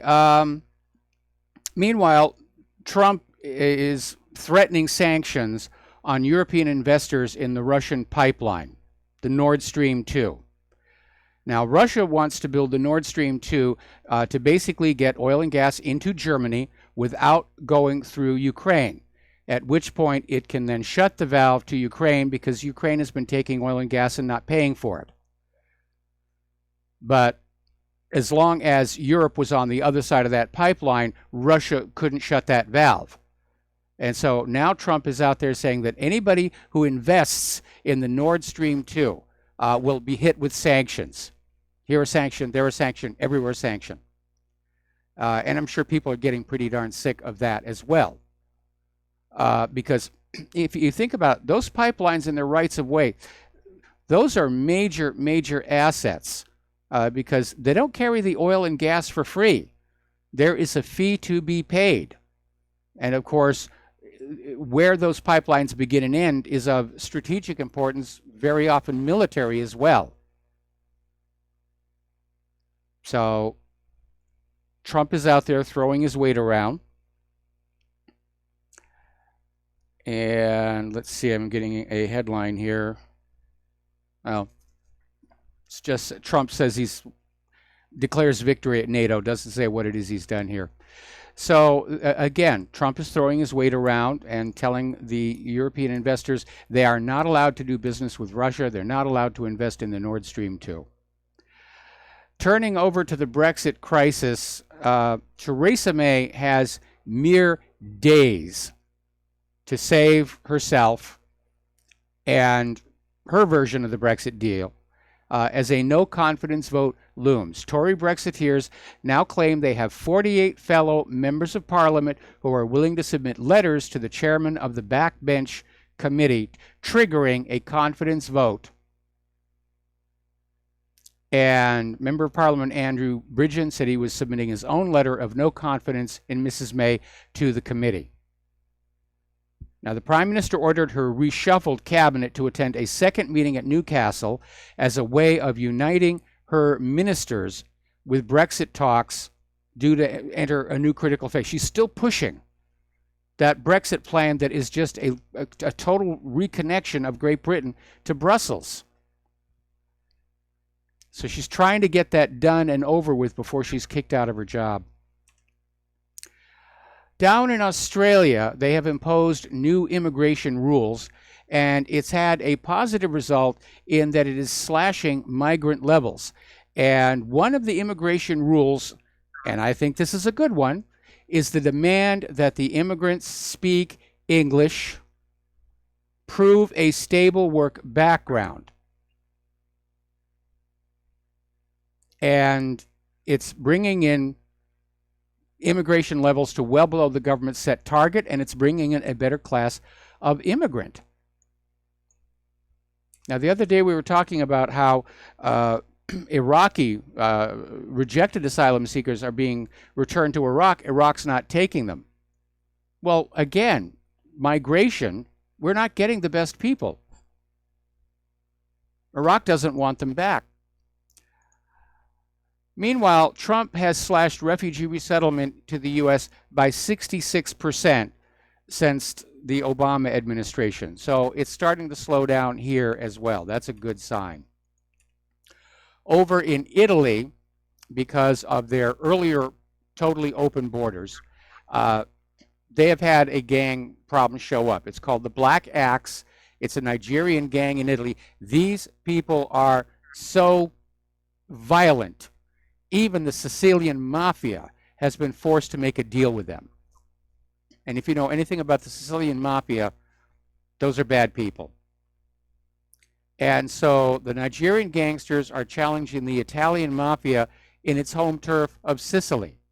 And the reason this gang appeared was decades of migration, where these gangsters slip into Italy illegally along with millions of Africans looking to better their lives. Nobody's doing any vetting.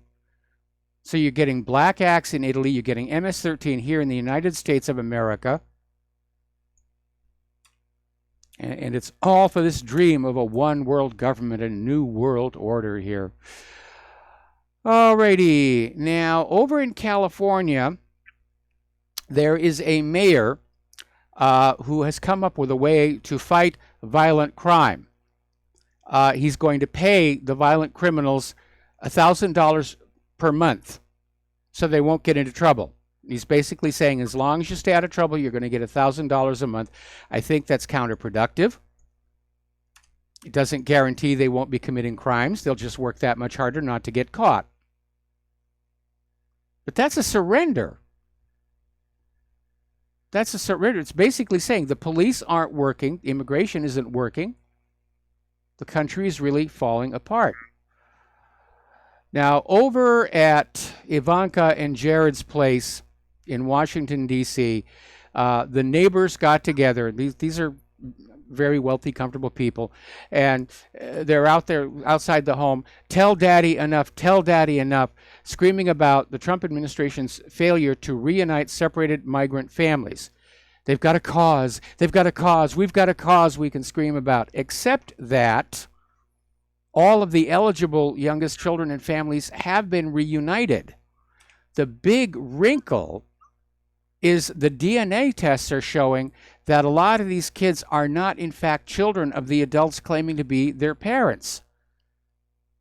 And you don't want to give the children back to these adults because they could be child abusers, kidnappers, murderers. You don't really know. All you know is they are not really the parents of these children. We talked about this briefly yesterday. And it looks like the misuse of children by the illegal immigrants is a far worse problem than anybody suspected, because it was just assumed these kids coming in with these adults were their children. And now we're finding out, no.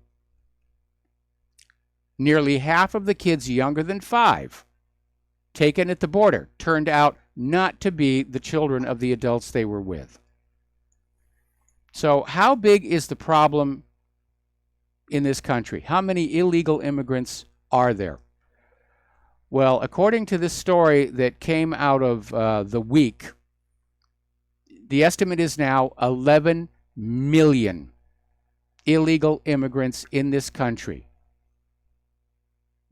living off of the social safety net, taking jobs that should go to legal American citizens, committing crimes, and of course, voting Democratic. 11 million Democratic voters is enough to steal an election. It was estimated that 3 million illegal immigrants voted in 2016. Now it's up to 11. And we still have 2.5 years to go.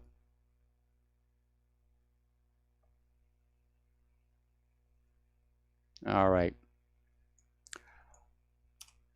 If you've been watching the news or reading the news, you've probably noticed a very strange situation where the words populism and nationalism are being said like they're dirty words. Ooh, populism, nationalism. Oh, bad stuff, bad stuff. And political parties and governments, which are deemed to be illegitimate, are invariably labeled with the prefix populist. Trump's regime is populist. Italy's new government is populist. It's a way of implying that they're illegitimate. They are legitimate government, but the message is going on out. Any government that is working to secure its borders, to take care of its own people, to prioritize its own people first and foremost, is somehow undesirable in the new order of things. And certainly for the globalists and George Soros, that's exactly what is going on here. They're trying to demonize this idea of love of one's country. It's kind of funny for Peter Strzok to sit up there in front of the Congress and say that his hatred of Trump was an expression of patriotism, when patriotism itself has become a dirty word to the globalists. You shouldn't be patriotic. You should be globalist. You should be wide thinking. Okay, so let's talk about some political correctness, because it is getting a little bit silly.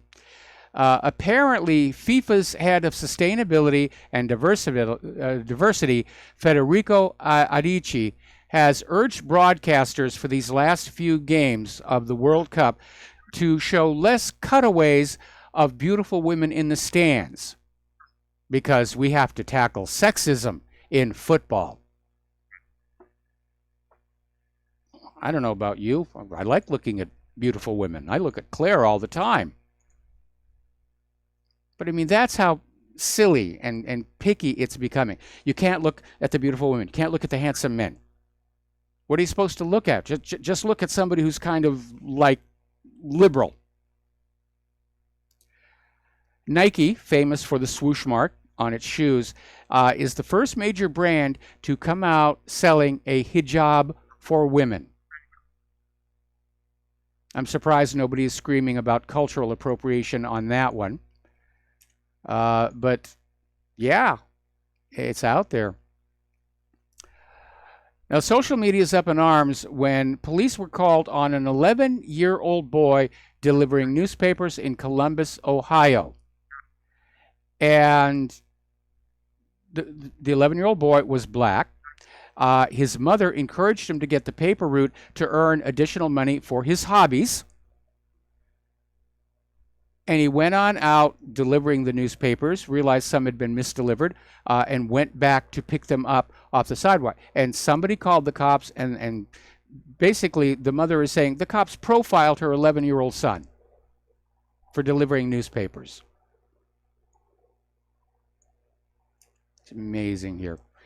Now, back on July 4th, this is just now coming on out, where apparently Chicago cops were caught on video taunting black residents. And a video posted to Facebook has sparked an investigation into the cops' actions. And he was basically shouting at them, taunting at them, saying, "I kill," and I can't use the word that he used because of the FCC. But apparently, Chicago added more than 1,500 officers to their regular patrol for the holiday on July 4th when the video was shot. Now, there's something that you may not know about police departments. Because of the changing needs of manpower, many police departments have part-timers or reserve police officers, people who've been through the police training, but they go on to another job, but they're still available to be called back in case of an emergency. And I know because when I was in high school, one of my teachers was a reserve police officer. And I remember there were 2 days when class got canceled because he was called and had to put on his uniform. And I remember one time when I was out with my friends and we saw him in his uniform. Boy, talk about a shock. Talk about being out of context. All right, here's another story. Over in Pennsylvania, state troopers are in a bit of trouble. They were out there in the woods trying to find a marijuana patch, which they did find. Then they saw two people in a car who they assumed were connected to the marijuana patch. Now, one of them got out and surrendered to the cops. The other one took off, ran into the woods, at which point some brilliant individual got the idea of taking the bulldozer they had brought to destroy the marijuana patch and use it to basically chase down the suspect. And because of the density of the brush, he couldn't get out of the way. They ran over him and killed him.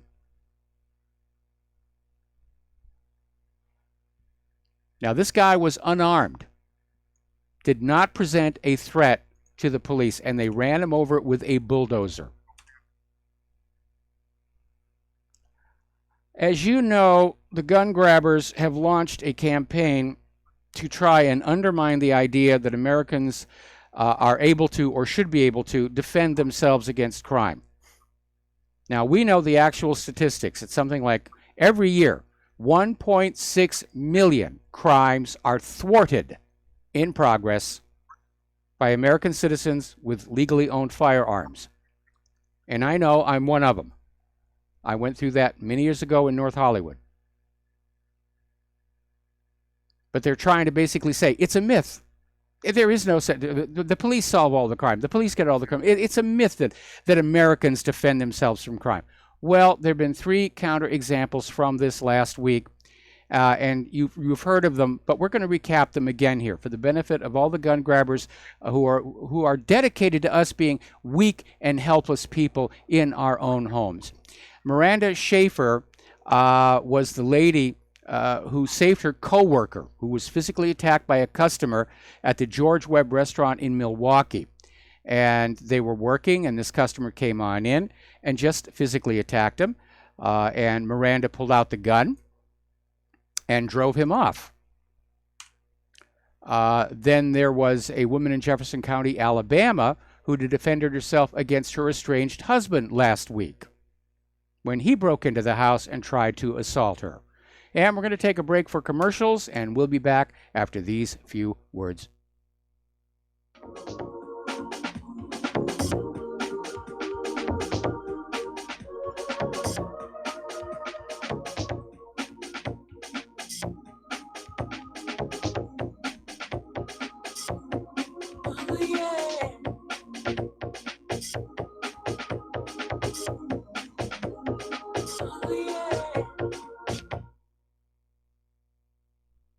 Tired of being lied to by mass media? It's growing more and more apparent today that news is received less and less through standard media outlets. Even with a growing audience every day, RBN is beginning to direct more efforts into social media. Social media and the use of the internet is fast becoming the primary source of people for news, regardless of demographic. RBN has set out to provide some of the best news on the internet through republicbroadcasting.org, and also has begun to use the tools to our advantage by way of social media.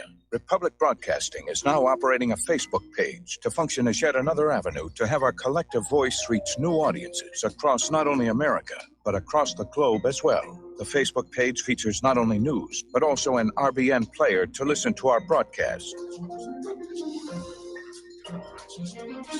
Get involved by visiting facebook.com/Republic Broadcasting and liking our page and share it with your friends and family, because you can handle the truth. Extendivite really works. Just listen to what some people have to say. About 6 months ago, my wife bought Extendivite. She didn't tell me she was giving it to me. So after about 3 days, I said, maybe the weather's changed or something. I said, my legs feel really good. And she goes, well, I've been giving you this stuff, and it was the Extendivite. And you know that I'm about 75% better. I can actually climb stairs now, and I can get up out of chairs. I can even get down, and I got to work under a table or a computer table and work on a computer. I can actually get back up off the floor. You know what? It's an amazing product. I can't believe I didn't think anything short of having surgery was going to help. Extendivite is only $69.95 for a 2-month supply of either capsules or liquid. Call now. That's 1-877-928-8822 or visit heartdrop.com. Extend your life with Extendovite. Do you or a loved one suffer migraine headaches? Listen to what scientist Kurt Hendricks has to say. 35 million people in the United States suffer with debilitating migraines. If you or a loved one are one of them, you need to know about MigraLief. Hi, I'm Kurt Hendricks, the scientist that formulated and patented the MigraLief migraine formula. MigraLief is a non-prescription dietary supplement recommended by neurologists, pharmacists, and pediatricians to address nutritional deficiencies in both adults and children over 2 with migraines. Try MigraLief for 3 months and see the powerful difference it can make in your life, or get your money back, no questions asked. Go to MIG911.com or call 800-MIG-7354. You can change your life today. So if you suffer from migraines, don't wait. Call 800-MIG-7354. That's 800-MIG-7354 or visit MIG911.com.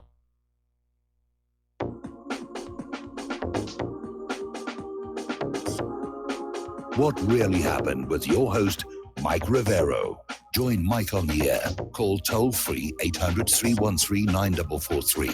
800-313-9443. And aloha, America. Welcome back to our show. And we finishing up the story about women who defend themselves with guns. We have that story down in Dallas, Texas, where this mother went to the gas station, was paying for the gas, and a carjacker grabbed her car with her 2 kids inside. She was able to get back in on the passenger side, told him to stop. He wouldn't, so she shot him.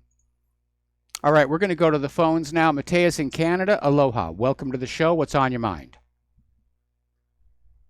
That's a pretty good example of protecting yourself with a gun. I just wanted to comment on the last few topics you were talking about. Okay. The $1,000 to stop being a violent criminal. I suppose that in order to qualify for that, you would have to first become a violent criminal. So if I applied for it, they'd be like, sorry, you're not violent enough. So all right, well, I'll go on out and I'll knock over a trash can or something. Yeah. It's actually, if you think of it, it's recruiting violent criminals, literally with financial incentive. Yeah, it is. Hey, when you're playing Monopoly, it's been a while, but you know how it goes at the end of a game of Monopoly, what it looks like.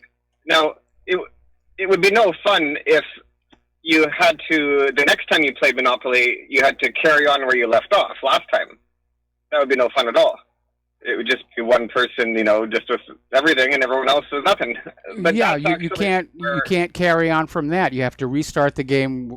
You'd have to have basically a jubilee is what happens when you play a new game of Monopoly. It's a jubilee. Everything is leveled out again. Yeah, because nobody would want to play it, because it would be completely miserable having one tyrant that's just dictating everything and owns everything, and the rest of us just late and for maybe going straight to jail and don't pass go even. So that's where we're at, is like a game of Monopoly that will never end. And I see your point. Your story about, yeah, it's a nice visual, isn't it? It sums the whole thing up in one visual. Yeah, it really does. Regarding your story just now about the children that are not DNA matching their supposed parents, it basically looks like, and I'm not joking, like, seriously, it looks like it's kind of like a kidnap a child visa program, basically. Like, that's, I think that's actually what's happening.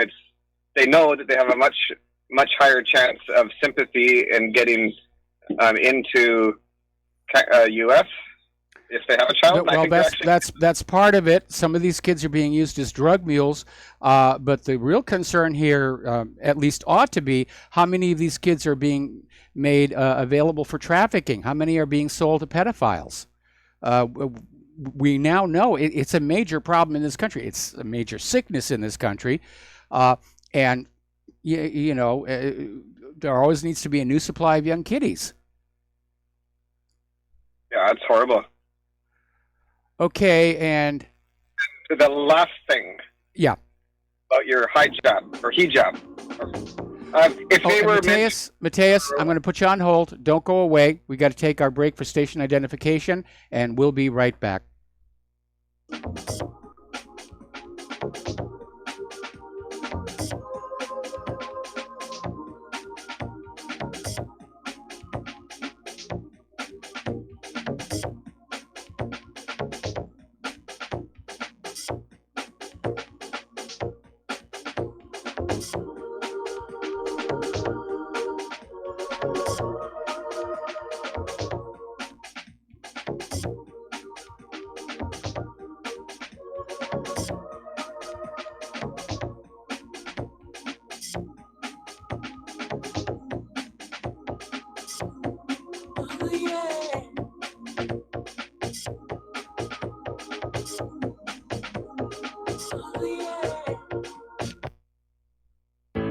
Many people write us about their experience with Extendivite. Allow me to read you some from Amazon.com. It really does work like the review says it does. I cannot believe that after the first few days, I didn't feel as sluggish or clogged up. It has had a profound impact on my physical, emotional well-being. I'm skeptical as most people about products and their claims, and I never write reviews, but this is a wonderful product and I recommend it to everyone. Great product. It has brought my blood pressure from the mid-150s over the 80s to the mid-130s over mid-80s, along with diet and exercise in just the past couple of months. Excellent. Thank you, David. Tell us your story. Get Extendivite today. Call 1-877-928-8822 or visit heartdrop.com. Extend your life with Extendovite. You're listening to the Republic Broadcasting Network, because you can handle the truth.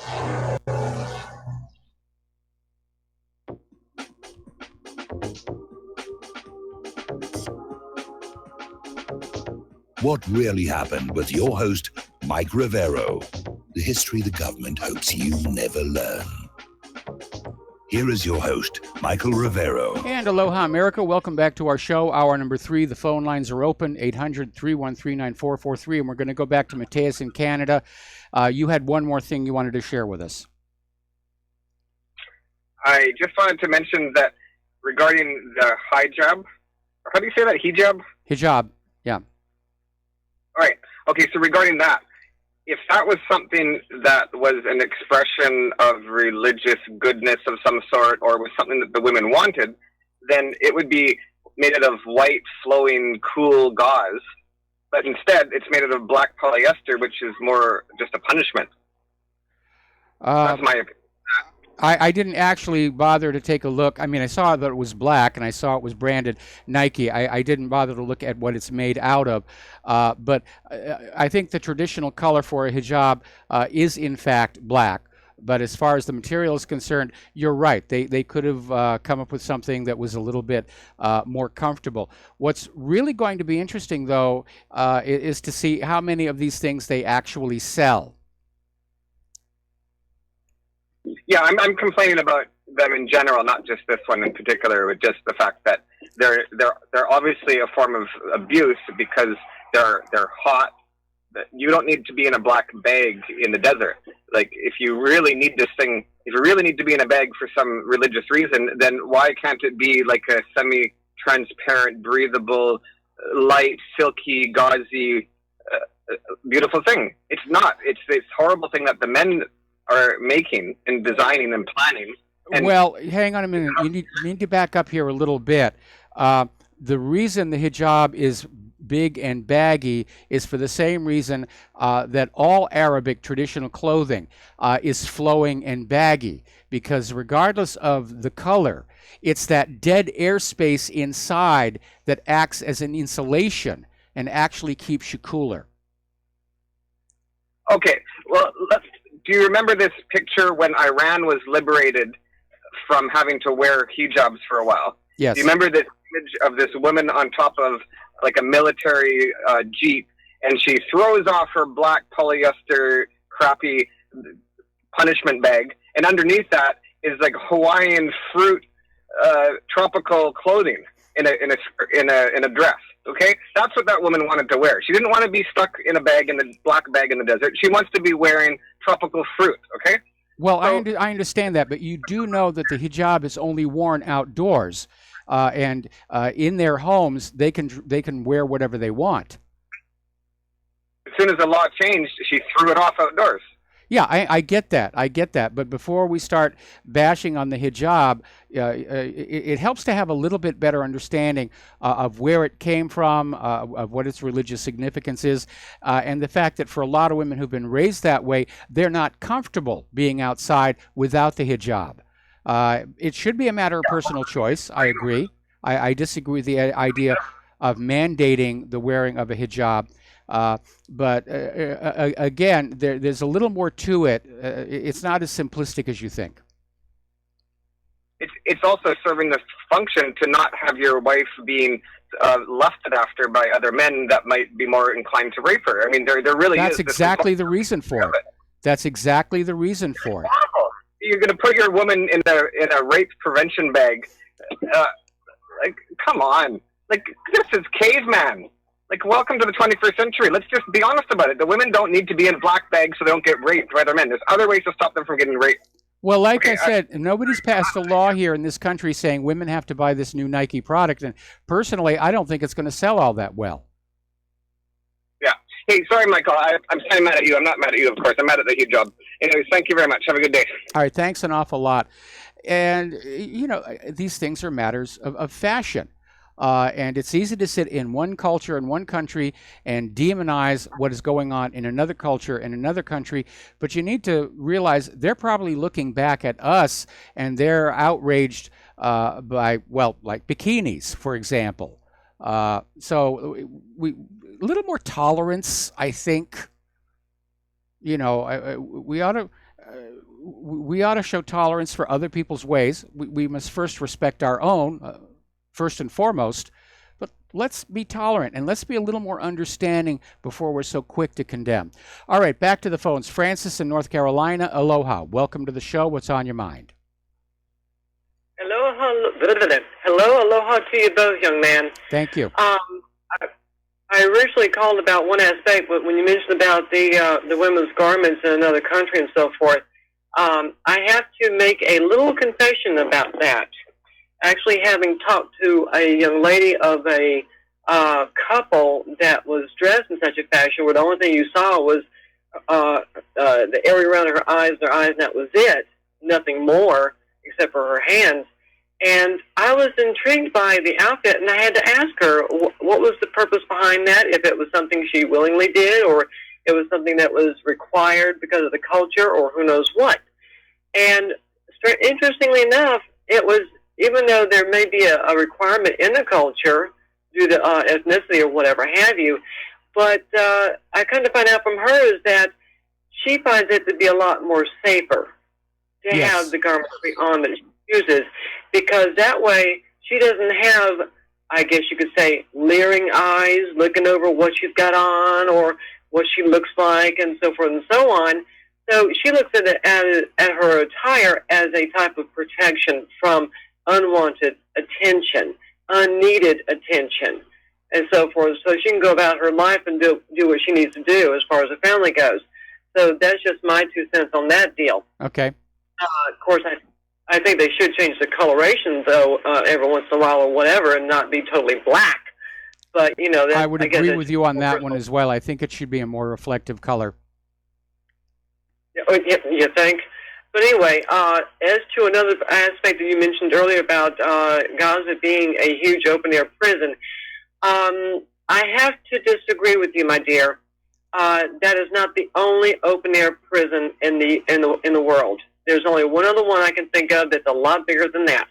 You know where that is? Nope. Tell me. Here in the U.S. Yeah, I could see that. I could see that. But by the way, just to be clear here, I didn't say Gaza was the only giant open-air prison. I just said it was a giant open-air prison, which it is. I mean, they're completely fenced in. They're not allowed to leave. They're not allowed to come and go.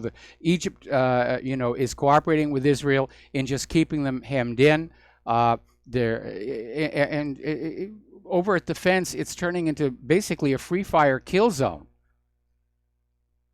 It's crazy. Well, if anything, I apologize because I came in on the end of the commentary about that, and I thought, wait a minute, where's he going? So, anyway, but yeah, that is totally absurd. And quite frankly, if they talk about human rights and so forth, you know what? When you got people walking around and they're being shot at from another line in the country boundary or whatever by other people that are supposedly humanitarian. Excuse me, what part of firing a firearm at someone and hitting them is humanitarian? What kind of religion advocates that? Because if I find out what it is, I sure as heck don't want to even have anything to do with it because, quite frankly, it's hypocritical and, well, don't get me started, but you already did. Anyway, with that being said, I'm out of here. All right. Well, thank you very much for the phone call. We're going to let you go. The phones are open again, 800-313-9443. Getting on back to political correctness, you are not going to believe this next story. Apparently, pedophiles are trying to become part of the LGBTQ plus community, even going so far as to make a pride flag for Gay Pride Month. And they're describing themselves as MAPS, meaning minor attracted persons, and they want inclusion in the LGBTQ movement. And their position is basically saying that pedophiles are misunderstood, marginalized people, and that as long as their attraction to children is not acted upon, or in some cases when they get permission from the child, they should not be villainized. Well, that first part I can go along with. That if they have certain urgings and they don't act on them, that's cool, because who knows what urgings we've had in our lives that we know we shouldn't act on them. It is our actions, not what is in our minds, by which we should be judged. That second part about getting permission from the child, I don't think so, because you're talking about children who are too young to even know what you are talking about. Now, as far as all of this other aspect is concerned, I mean, what a transition we have seen. I mean, when I was a kid growing up, the idea of a guy dressing up as a woman, they were ostracized. They were seen as mentally ill. Remember the original TV show MASH, and the character of Klinger, who was always walking around dressed as a woman, but he was trying to get a Section 8 out of the Army by demonstrating he was mentally ill. That was the original image. And instead today we have pride parades on the streets. And that's okay. You know, they want acceptance. That's just fine. But I think this is going to damage the brand. I think this is going to damage the brand. And no, I'm not willing to accept pedophiles who act on those impulses. I'm an easygoing guy. I was a wild child myself many years ago. But when children are involved, I have some very primitive, primal instincts that kick in. And so I find this story shocking, absolutely shocking. Okay, now, YouTube TV was basically selling subscribers a $40 a month service, promising they would not miss a minute of the World Cup game. And apparently, YouTube TV crashed during the England World Cup game, which angered really a lot of people. All right, we're going to go back to the phones. Keith in Montana, aloha. Welcome to the show. What's on your mind? Yeah, two things, Mike. I was going to call earlier when your other caller had called in. You're kind of upset about what you don't blame you. One, the only reason I worry about the apparel that is used today is because of the mass stereotyping that is so predominant nowadays. But in lieu of that, though, I don't know if you realize the trends, but, and this isn't to pick on Jews, I just want to highlight that, but the fact that over in Miramar, Israel is selling the arms for that. And years ago, I used to correspond with Noam Chomsky. And Noam told me at the time there that the Guatemalan and Rwanda genocides were also via Israeli arms. But the main importance of this, though, is that if you look at Ukraine right now, Ukraine, where the rise of anti-Semitism, and then, of course, the rabbis telling those Russian Jews to immigrate to Israel, where it's safer. Then we have the same thing in Europe, where the rabbis are telling the Jews to immigrate to Israel, where it's safer. And I believe this is just a massive thing to promote fear, to get the Jews to move to where they want them to move. Yeah, well, because Israel is afraid of the demographic realities in that the Jewish population just isn't into having that many kids, in contrast with the Palestinians and the Arabs. Right. Right. And so, like I say, a guy can split nails, do whatever you want like that, but we're down to the same scenario here, to the fact that people are being driven. You don't leave perfectly good dry land to die in a boat because the land is bad. They're being driven out. Yes. So anyway, I just wanted to highlight that. Anyway, good show, okay? Yeah, well, I mean, most of the refugees coming into Europe are being described as fleeing war zones. Some are. Many are economic migrants. They think the grass is greener on the other side of the fence. All right, thanks an awful lot, Keith. We're going to let you go and switch over to Cameron in Great Britain. Aloha, Cameron. Welcome to the show. What's on your mind? Hi, Mike. Thanks for taking my call. It's been a long time. Mike, couple of things. First of all, about this hijab business. I actually made the same mistake as your caller, thinking that it is a religious culture. It's not. It's an Arabic culture mixed into religious culture. Pretty much like Christianity, which has a lot of Catholicism. It has got a lot of mixed culture with Romans. And the second thing was, I'm going to take issue about something that you said about pedophiles, that if they don't act on it, it's acceptable. It's not, because, you see, if somebody is sort of sexually, how should I put it, curious, if you like, they can go to porn sites on the internet. If somebody is a pedophile, is socially, sexually, desires to see images, they have to see images. And those images are going to be of children. And you're talking about somebody who is now acting on the impulse. And I was trying to basically set a line saying that somebody who has that nature in them but does not act on it, I don't think they should be punished or demonized. But if you're saying they're going on the internet to actively look for this kind of child pornography, well, then they're acting on the impulse and they've crossed over to the other side of the line where, yes, I think something has to be done because it shows they're losing control. Sorry, I must have misunderstood you, because I thought that you meant that if actually actively acting on it in a sort of a...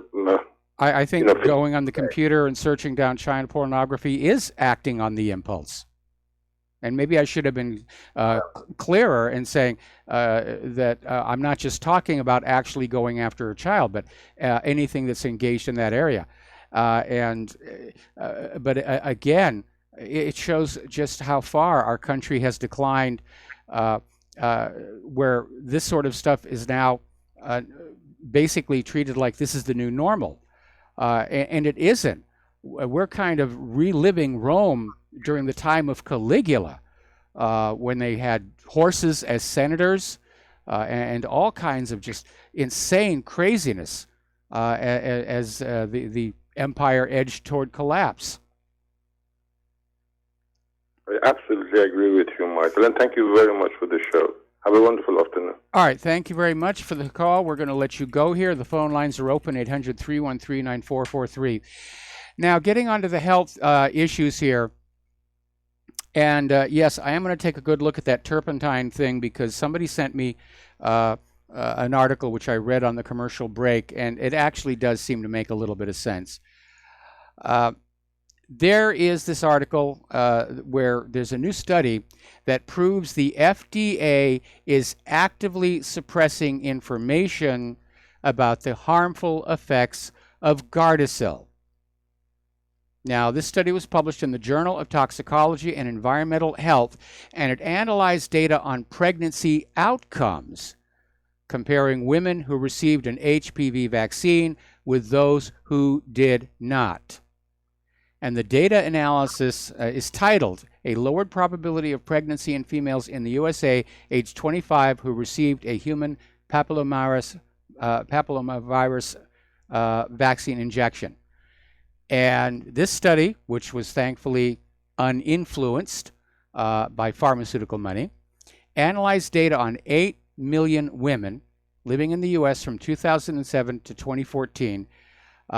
And basically, the study says that having that vaccine has a negative influence on fertility. In other words, if you have had this vaccine, you are less likely to be able to conceive.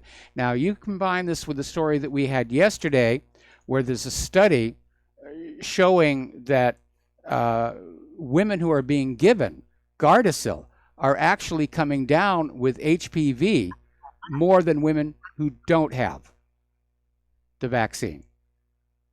So here we have a vaccine that doesn't work and is actually harmful. But by golly, they're going to fast track it into the next market niche that they can, because it's all about the money. All right, we're going to take a break for commercials, and we will be right back.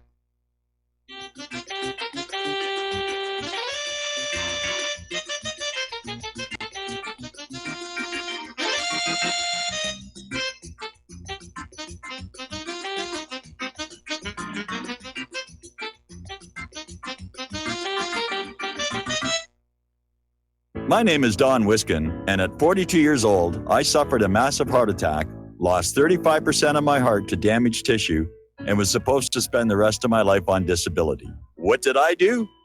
I took Extendivite, a garlic and cayenne mix of 7 herbs which rebuilt my heart and gave me back my life.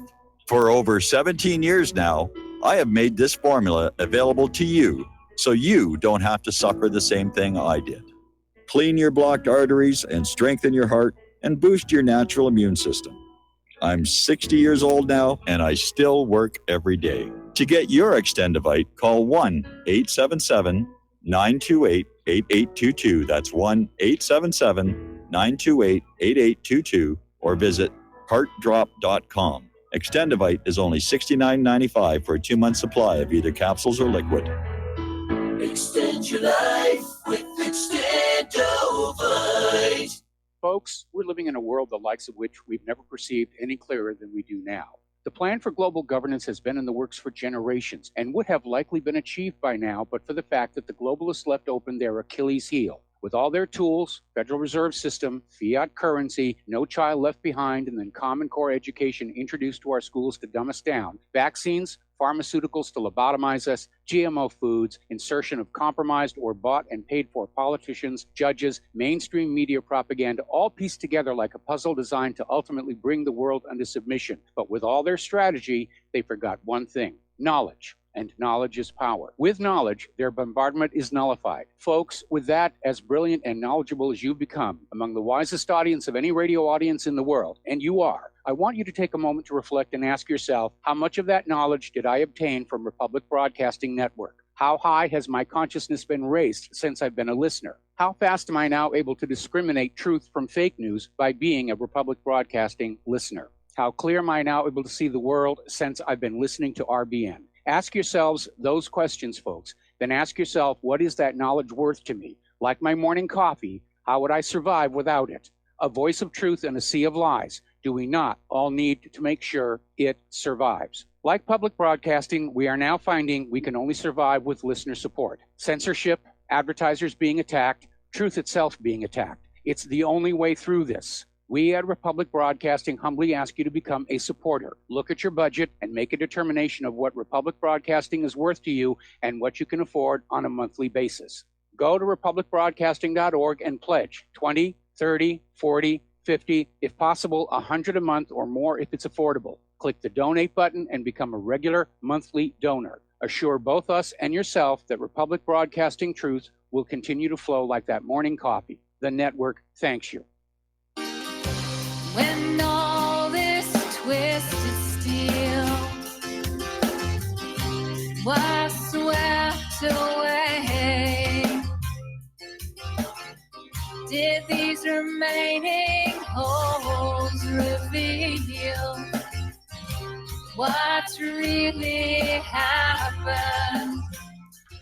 And aloha, America. Welcome to the show. And I'm getting all kinds of emails about this issue of the hijab. One of them says, before the USA invaded Iraq the second time, women in Baghdad didn't even wear veils. It was a secular Ba'athist democracy.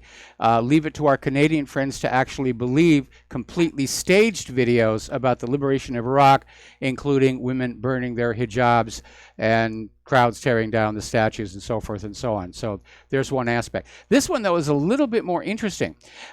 This is coming from a website that actually talks about Islam. The hijabs do not have to be black. They can be any color except for the colors that are reserved to men, which I presume is white. But apparently they can be any color as long as they are not themselves decorated to draw the gaze of men. So that's where we are on that.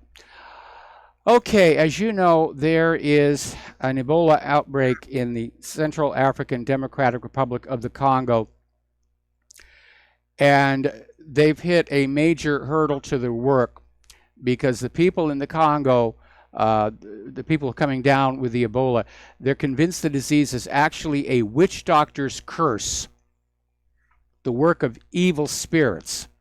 And according to a report in Agent Press France, many Africans, as a result, are refusing conventional medical care and are instead turning to preachers and prayers to chase away the threat.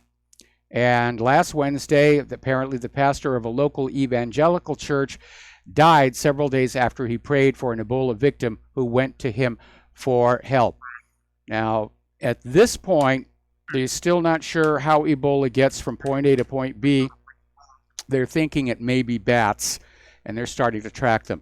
All right, back to the phones here. Shem in Texas, aloha. Welcome to the show. What's on your mind? This is Sherry. Do you remember me, Mike? Oh, yeah. Oh, Sherry. I'm sorry. My eyes are getting bad. Okay. Yes, Sherry. No, that's all right. I'm glad you're back because you disappeared from the airwaves, and now you're back. So I noticed some things and jotted them down. You're talking about these strange things that people are expecting us to believe.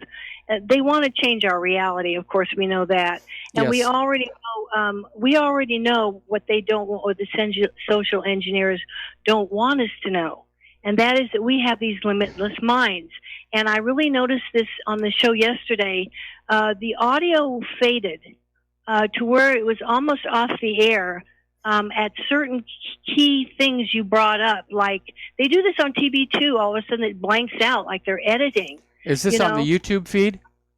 This is, no, I don't do all that. I just listen to you on the radio, plain old digital radio. Okay. And I was listening to you saying, oh, they're back, and all of them are back. I still just get an hour, but I don't care. It's better than nothing. Audio faded on the air when you mentioned ransomware.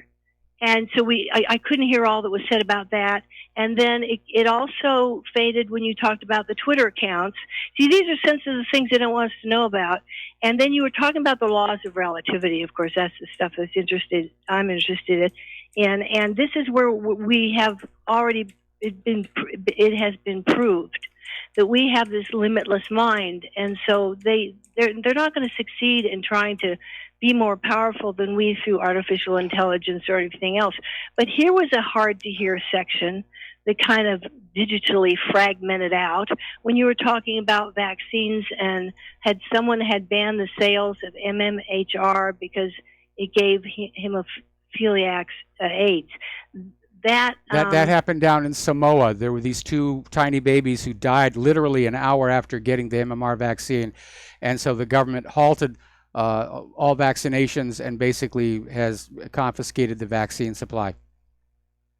That's good. These are the things that you couldn't catch. That was all edited out from your show the other day. Those things, the ransomware, all right, well, Twitter. let me ask you a question here because I'm getting this from our control room technician here. When you said you were using a digital radio, are you listening to a micro broadcaster or are you coming in over the internet somehow to RBN? First of all, I'm not online, and I've always gotten 104.9, and it was off the air. There wasn't anything there, and then it showed up one day. Okay, so they're carrying my show. Okay. They're carrying 104.9. Yeah, the one that I think is down somewhere by the coast or something. I don't know where it comes out of, Corpus Christi or something. But I'm getting your show again, and I don't see. I was going to find out if I never went online to see if I could get something through a shortwave radio or something like that. We don't broadcast on shortwave, unfortunately. Okay, that's well. As long as I can hear a little bit here, I really miss your complete news. You know, because I don't feel like I have a grip on everything because I miss so much. But maybe something will get. Maybe I'll take on an extra. Maybe I'll get a phone that has unlimited calling. I'm kind of looking into that, and I can. You have a call line, don't you? We have a listen live line, and of course, if you have a smartphone, you can tune in with an ordinary web browser or some of these online radio apps. These tuners. Anyway, listen, Sherry, we've got to let you go. We've got to take a break for commercials, and we'll be right back.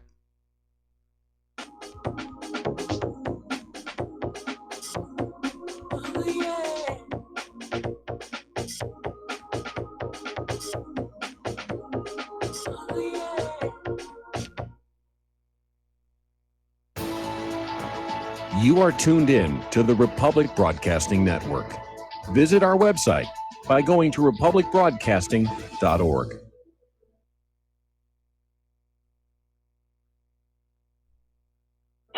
Okay, nurse, let's get this man to the ER stat. Right away, doctor. We see this every day. Heart attack or angina pain due to blocked and clogged arteries. Chelation can remove obstructions or blockages from arteries and help avoid painful and expensive surgery. Now there's Angioprim. It's a liquid oral chelation product that you take with juice. You start to feel the results fast. Angioprim increases blood flow all over the body, and that means more energy and strength to take on the day with less aches and pains. 60 years of research has gone into chelation, and Angioprim is the result. A safe and easy way to unblock your veins and arteries from buildup that slow circulation. Paging Dr. Jones. Please report to the emergency room right away. Log on now for a special radio offer from Angioprim. That's angioprim.com/radio. ANGIOPRIM. Angioprim.com/radio or call 877-882-7221. That's 877-882-7221.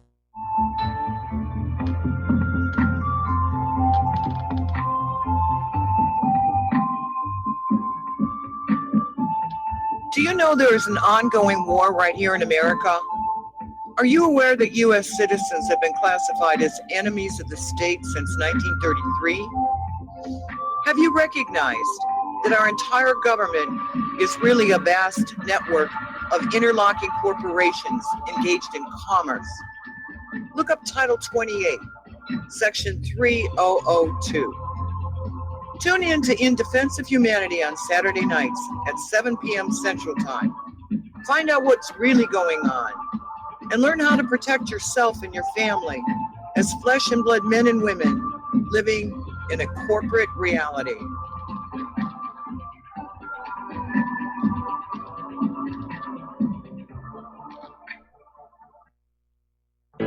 Many people tell us about their experience with Extendivite. Just listen to what Glenn has to say. Prior to taking it, I had diabetic neuropathy. The Extendivite reduced that significantly. Acid reflux was reduced.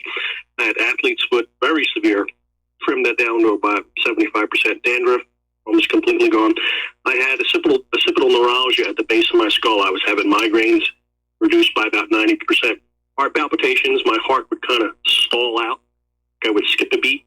Very uncomfortable. And when walking from downstairs going to sleep, by the time I got to the bedroom, which is just one flight of stairs, my heart was pounding, coming out of my chest. My vision was blurry. This completely solved that problem. Great product. Thanks. Tell us your story. Get Extendivite today. Call 1-877-928-8822 or visit heartdrop.com. Extend your life with Extendivite.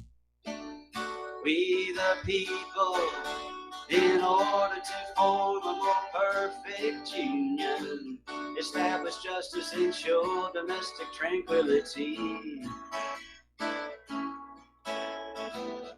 provide for the common defense, promote the general welfare, and secure the blessings of liberty. And aloha, America. Welcome back to our show. We're going to go back to the phones to Steve Elkins. Aloha, Steve. Welcome back to the show. What's on your mind today? Just to address how to listen to RBN, I just want to throw that out there real quick. That actually, I discovered RBN through using a Wi-Fi radio, and they're out there now, and they're awesome. Not to really say anyone's better than the other, but I have a Grace Digital Wi-Fi tuner and a small radio, and I don't fire my computer up to listen to the show. So that is an alternative for other people who want to listen to the show each and every day and program your stations that you like, either music or talk radio. So think about Grace Digital Wi-Fi radios or just a Wi-Fi radio in general. Yeah, that's definitely a way to go. I mean, it doesn't make sense burning up an entire computer just to listen to the radio, so it's definitely an alternative way to go. I got an email from somebody here reminding us all that you can listen to RBN on the Galaxy 19 satellite. Now, it costs a couple of $100 for the equipment, but you can then find an installer online to get it put on in, if you've got the room for it. Some places you're not allowed to have that. Where we live, we're not allowed to have any satellite dishes. Otherwise, we'd be signed up for DirecTV, and we'd tell our current Spectrum to take a ballpark leap. price for the radio I have, I'm going to say $135 to $150, and you can program it for all your favorite talk radio or favorite music. And when I turn it on, it buffers and it goes to the show probably in less than 15 seconds. Well, that So it's sounds kind of really good. My computer for computer work, and I just use the radio for listening to talk radio. Okay, well, thanks an awful lot. Got it. Thanks, Mike. All right, we're going to let you go here. The phone lines are open, 800-313-9443. So how did we get into this mess where we have pharmaceutical corporations who are selling vaccines that are harmful, fatal, if you remember that story out of Samoa? They're not really making people better. I mean, we've seen all these times where the news will come out, oh, there's a mumps outbreak. There's a mumps outbreak. Get your vaccination. Or there's a measles outbreak. And then you find out the people who came down sick with the mumps and measles all had the vaccination, which means either the vaccine didn't work, best case, or worst case, it's actually causing the illness, which is what that study about Gardasil that we reported on yesterday was about. So how did we get into this situation where this is supposed to be acceptable? Well, it all goes back to the Homeland Security Act, which contained in it a provision to indemnify vaccine manufacturers from civil litigation resulting from harm caused by their products, under the theory that in the event of a terrorist biological attack, the vaccine companies had to be free to fast-track vaccines out there, unconcerned about whether they were making mistakes that could kill people. That was the rationale we were given. But, of course, this immediately disincentivized the idea of any kind of quality in the pharmaceutical industry, just like indemnifying computers all the way back in the 1970s has led to bloated software and faulty hardware. They suffer no harm from bad products.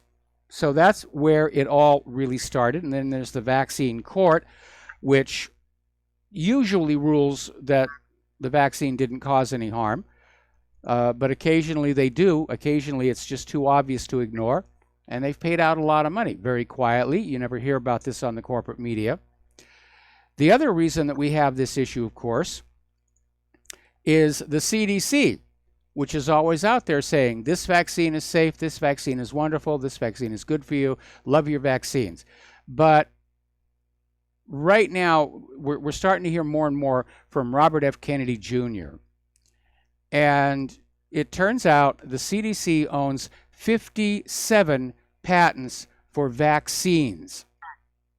It's about 20 more than I was aware of. It's not a government agency. It is a privately owned for-profit company that is basically a subsidiary of big pharmaceuticals. The CDC Corporation makes over $4 billion a year. and is run by big pharma executives. This is a scam. CDC is just there to convince you that the medications are safe because big pharma knows, no, they aren't safe. So we've got to come up with a front that says, yes, this is good for you. And so we wind up with vaccines that are giving people diseases like HPV, reducing their ability to conceive. Whether that's intentional or not, I don't know. Bill Gates is always a champion of reducing population using vaccines. So one of the things that we need to do when the crash is over and we're restarting the nation is that we bring back the idea of product liability. That if you put out a product that doesn't work, or even worse, causes harm, that you can be sued. We have to make the corporations understand that their way to profit lies through making good quality products, not just getting some piece of junk out there and then hiding behind the government when it all goes south. All right, NASA is trying to come up with a backup plan to get American astronauts to the International Space Station because of increasing reports of delays to the Boeing and SpaceX manned capsule systems. And there was an original timeline, which anybody who's worked in space development knows you shouldn't lean on. And the U.S. is already talking about ending its relationship with Roscosmos, the Russian space agency, to get piggyback rides up to the space station as part of this sneering at each other. And so now it looks like we're coming up on a situation where NASA's going to have to come up with another way to get our astronauts back up into space because of the additional delays on the horizon for these new commercial crew capsules. And both companies are aiming for test flights by the end of this year. But the Government Accountability Office is saying further delays are likely. And if the postponements keep mounting, the GAO fears there could be a gap in U.S. access to the space station. Now, I love this next story because I get a nice little I told you so out of it. As you know, Curiosity is on Mars, and they're looking around and they're starting to say, ooh, we're finding organics. Mars may have once had life. They found organics. And, of course, as you know, because I've had Dr. Gilbert Levin on this show before, the Vikings indicated life was there. Actual living life, not past life, but actual living life on Mars back in 1976. And NASA decided to say, no, they didn't, because of an experiment called the Gas Chromatograph Mass Spectrometer, the GCMS. And it returned a negative result. It didn't find any organics at all. And so NASA went with the negative, and that was the end of it. And as a result, NASA has not sterilized any further probes to the Martian surface, which means it's going to be a little bit trickier making sure that any life that is found on Mars is actually indigenous and not something that was transplanted. But here's what's going on. There's this new paper that's come on out where scientists are looking at the data, and they're looking for evidence of chemical called chlorobenzene. And they've found it in some soil samples. It's a compound only produced when carbon molecules burn with perchlorate, which we now know is in the Martian soil. So scientists have gone back to look at the original GCMS data on Viking, and they found evidence that it was detecting chlorobenzene. In other words, it did, as I put out in my little paper, it was sucking up organic molecules but destroying them before they could be detected. So I'm feeling a little perky about that one. And we're going to try and get Dr. Levin back on the show. And I noticed in both of the articles that I linked to about this story, and they talk about the GCMS, the molecules could be there. Not one mention of Dr. Levin's label-released experiment. And to recap on that one, Dr. Levin basically adapted a well-used, well-established system for testing civic water systems for biological contamination. And it was simply taking a sample of water, or in the case of Mars, dirt, and tossing it into a nutrient solution that was tagged with radioactive carbon. Then you just sit back and you wait for the microbes to do what microbes will do, metabolize, and basically produce metabolic byproducts, which would float to the top of the test chamber and be detected by a radiation detector. And it's a proven technology here on Earth, and we sent it to Mars on the Viking, and it returned a positive result. It returned exactly the result that was expected by Dr. Levin. And it's rather angering to look back all those years ago at how, following the GCMS results, how hard JPL really worked to discredit the positive from the labeled release experiment. They didn't want to just say, we've got one positive and one negative.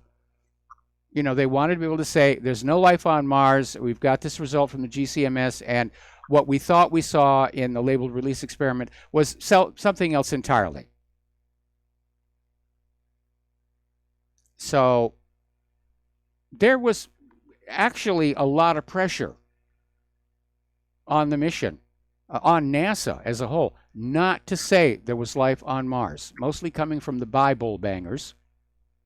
We were getting calls from members of Congress saying, you can't say that there's life on Mars. My constituency don't believe in life on Mars. They believe that this is the only planet with life and that God sits up nights to admire them. And if you break their illusion and say there's life on Mars, well, we're going to have to cut your funding. And so NASA's management, the new NASA management, not the same people who blazed the trail into space back in the 60s, but the new NASA management basically knuckled under and said, yeah, okay, we'll go along with that. And there may have been a larger agenda at work because, again, in the article that I wrote on this subject, I pointed out that confirmation of life out in space, even our next door neighbor Mars, is going to be a socially transformative event. And we humans might just decide to put down our weapons and join together to see who else is out there. And of course, that would be a tremendous loss for rulers who live on war, the military-industrial complex, the conquerors, the people who want to go down in history for having the most blood-stained hands. When Marco Polo came back from Asia, he was tossed into prison by the Dominicans, and one of the reasons they threw him in jail, they didn't want word getting out to the general population that there was an advanced civilization out to the east that had never even heard of Jesus, which was a threat to the church's power. But eventually, of course, word did get out. Marco Polo was eventually let go. The popes carved up Asia between Spain and Portugal. That was Pope Alexander VI. And they were off and running. Now, as you know, Monsanto is facing a major lawsuit right now.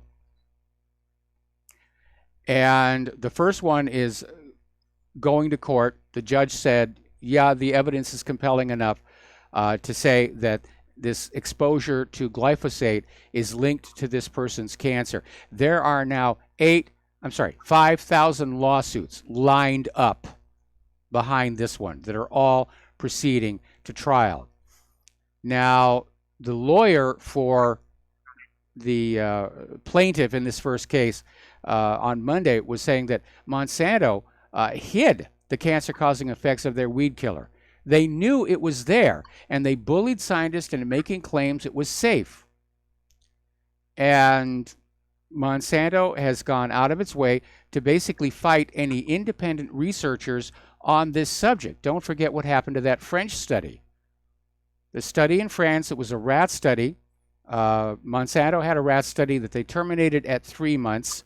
The French study let the rats live their entire lifespan and discovered that at 4 months is when the medical problems began to show up. Huge tumors, all kinds of changes to internal organs, loss of reproductive ability, shortened lifespan. And Monsanto literally went after the journal that published the article, got them to retract it,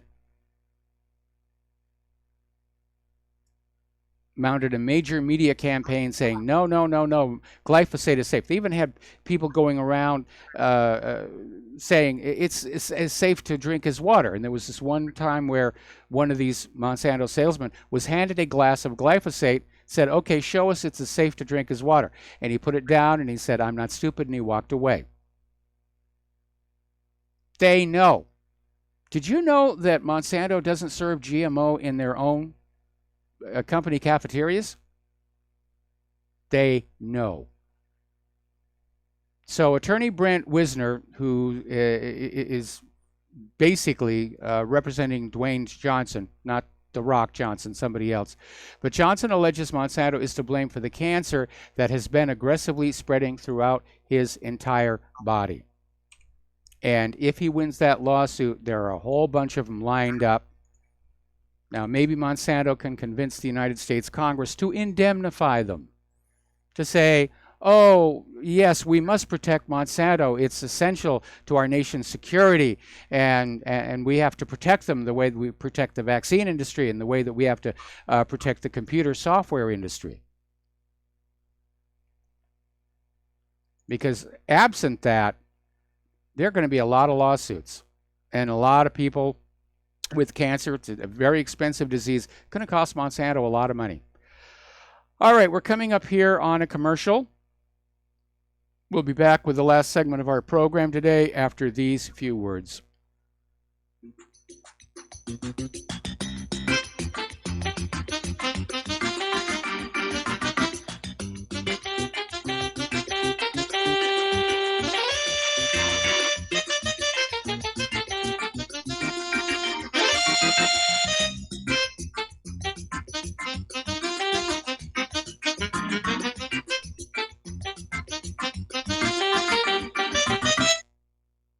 Homeowners, if your lender has gone out of business or sold your transaction to another lender or servicer, you may be the victim of a wrongful foreclosure, resulting in the loss of your home. If you've already lost your home, are in foreclosure, or even in good standing, you can challenge the mortgage transaction's illegal issue, and your property can be restored to you, and your foreclosure can be stopped or reversed, and the mortgage transaction declared unenforceable. State laws, U.S. title codes, the Uniform Commercial Codes, and U.S. Supreme Court rulings have upheld that defective mortgage documentations can reverse or stop foreclosures and enforce property title claims in favor of the homeowner.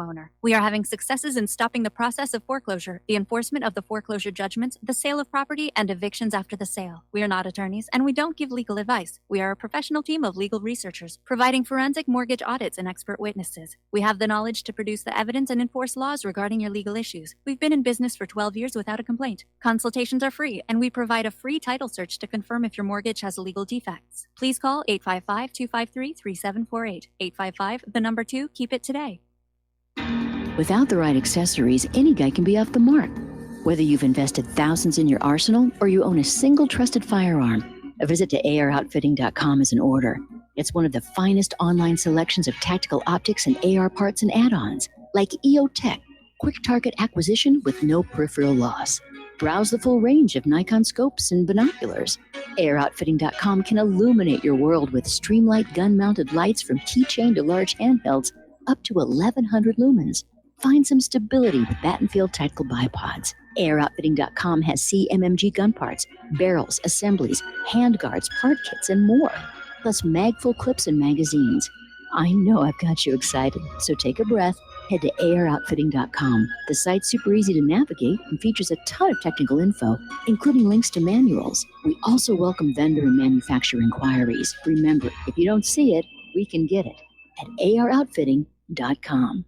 Do you worry a lot? If you're forgetful, nervous, moody, or overwhelmed, chances are you're not protecting yourself from the ravaging effects of stress and anxiety. No matter the cause, ongoing stress and elevated levels of the stress hormone cortisol can rob your memory, your health, your quality of life, and your future. Now you can combat the effects of stress and anxiety while improving your memory and recall at the same time with the dietary supplement Calm and Clever. Studies show that the ingredients in Calm and Clever reduce cortisol by as much as 30% in as little as 1 to 2 weeks and increase your ability to recall facts, names, and numbers in 4 to 12 weeks. Calm and Clever was created by scientist Kurt Hendricks, a principal investigator in 2 NIH-funded studies on Alzheimer's disease. Try Calm and Clever for 2 months. You'll feel the difference. Call 1-800-758-8746 or go to calmandclever.com. When all this twisted steel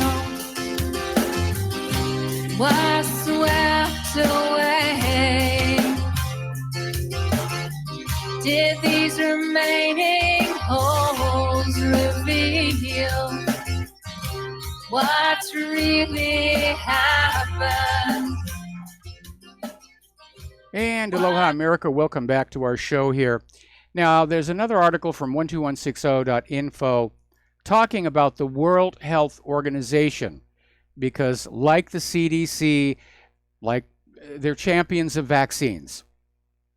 And there's this author who's written articles basically saying that World Health Organization, like CDC, closes its eyes to vaccine adverse events. And apparently there's a growing number of doctors and even veterinarians who are demanding the World Health Organization be investigated for criminal charges linked to conflicts of interest. Some people are calling World Health Organization a boondoggle, a government project of little practical value funded to gain political favor. World Health Organization, nice name. They have arrogated to themselves the top position in the hierarchy of medical care. Don't listen to them, listen to us. We'll tell you what you need to have. It's all corrupted. It's all been corrupted. Now, here's an interesting story, and this is actually, there's been evidence of this surfacing for quite some time, where human tools are being found outside of Africa. In this case, the Shangzhen site in central China. And it basically indicates that there was human activity, tool using human activity there like 1.3 million years ago. So that's a lot of history that we have never seen. And you have to wonder what civilizations may have arisen during that time and been completely obliterated by the ice ages. It's kind of interesting to think about. I have a hard time seeing humans remain in a state of primitivism for 1 million years and only become civilized in the last 8,000. I'm not buying that. I think it probably has happened over and over again, that there were earlier human civilizations that were just wiped out by the ice ages or volcanic eruption or tsunamis. We're not our civilizations are not imperishable. We don't really build things intended to last the way the Egyptians did. But we keep finding these older archaeological sites like Göbekli Tepe. They're finding archaeological sites, geoglyphs. They have no idea who wrote them. They have no idea what civilization was there, only that there's an artifact remaining. And it's something rather interesting to think about. The idea that Neil Armstrong may not have been the first human being to walk on the moon. There could be a 1,000,000-year-old or a 200,000-year-old limb up there still. All right, we're going to take off here. There's the music. Stay tuned for John Stadmiller. I'm sure he's got lots of interesting things to share with you. Please take what you learn here and share it with everyone that you know. Word of mouth, email, direct contact, phone. Don't even waste your time on the corporate social media anymore. It's being turned into a giant pro-Hillary propaganda machine for the 2020 campaign. So we'll see you tomorrow, and aloha, America.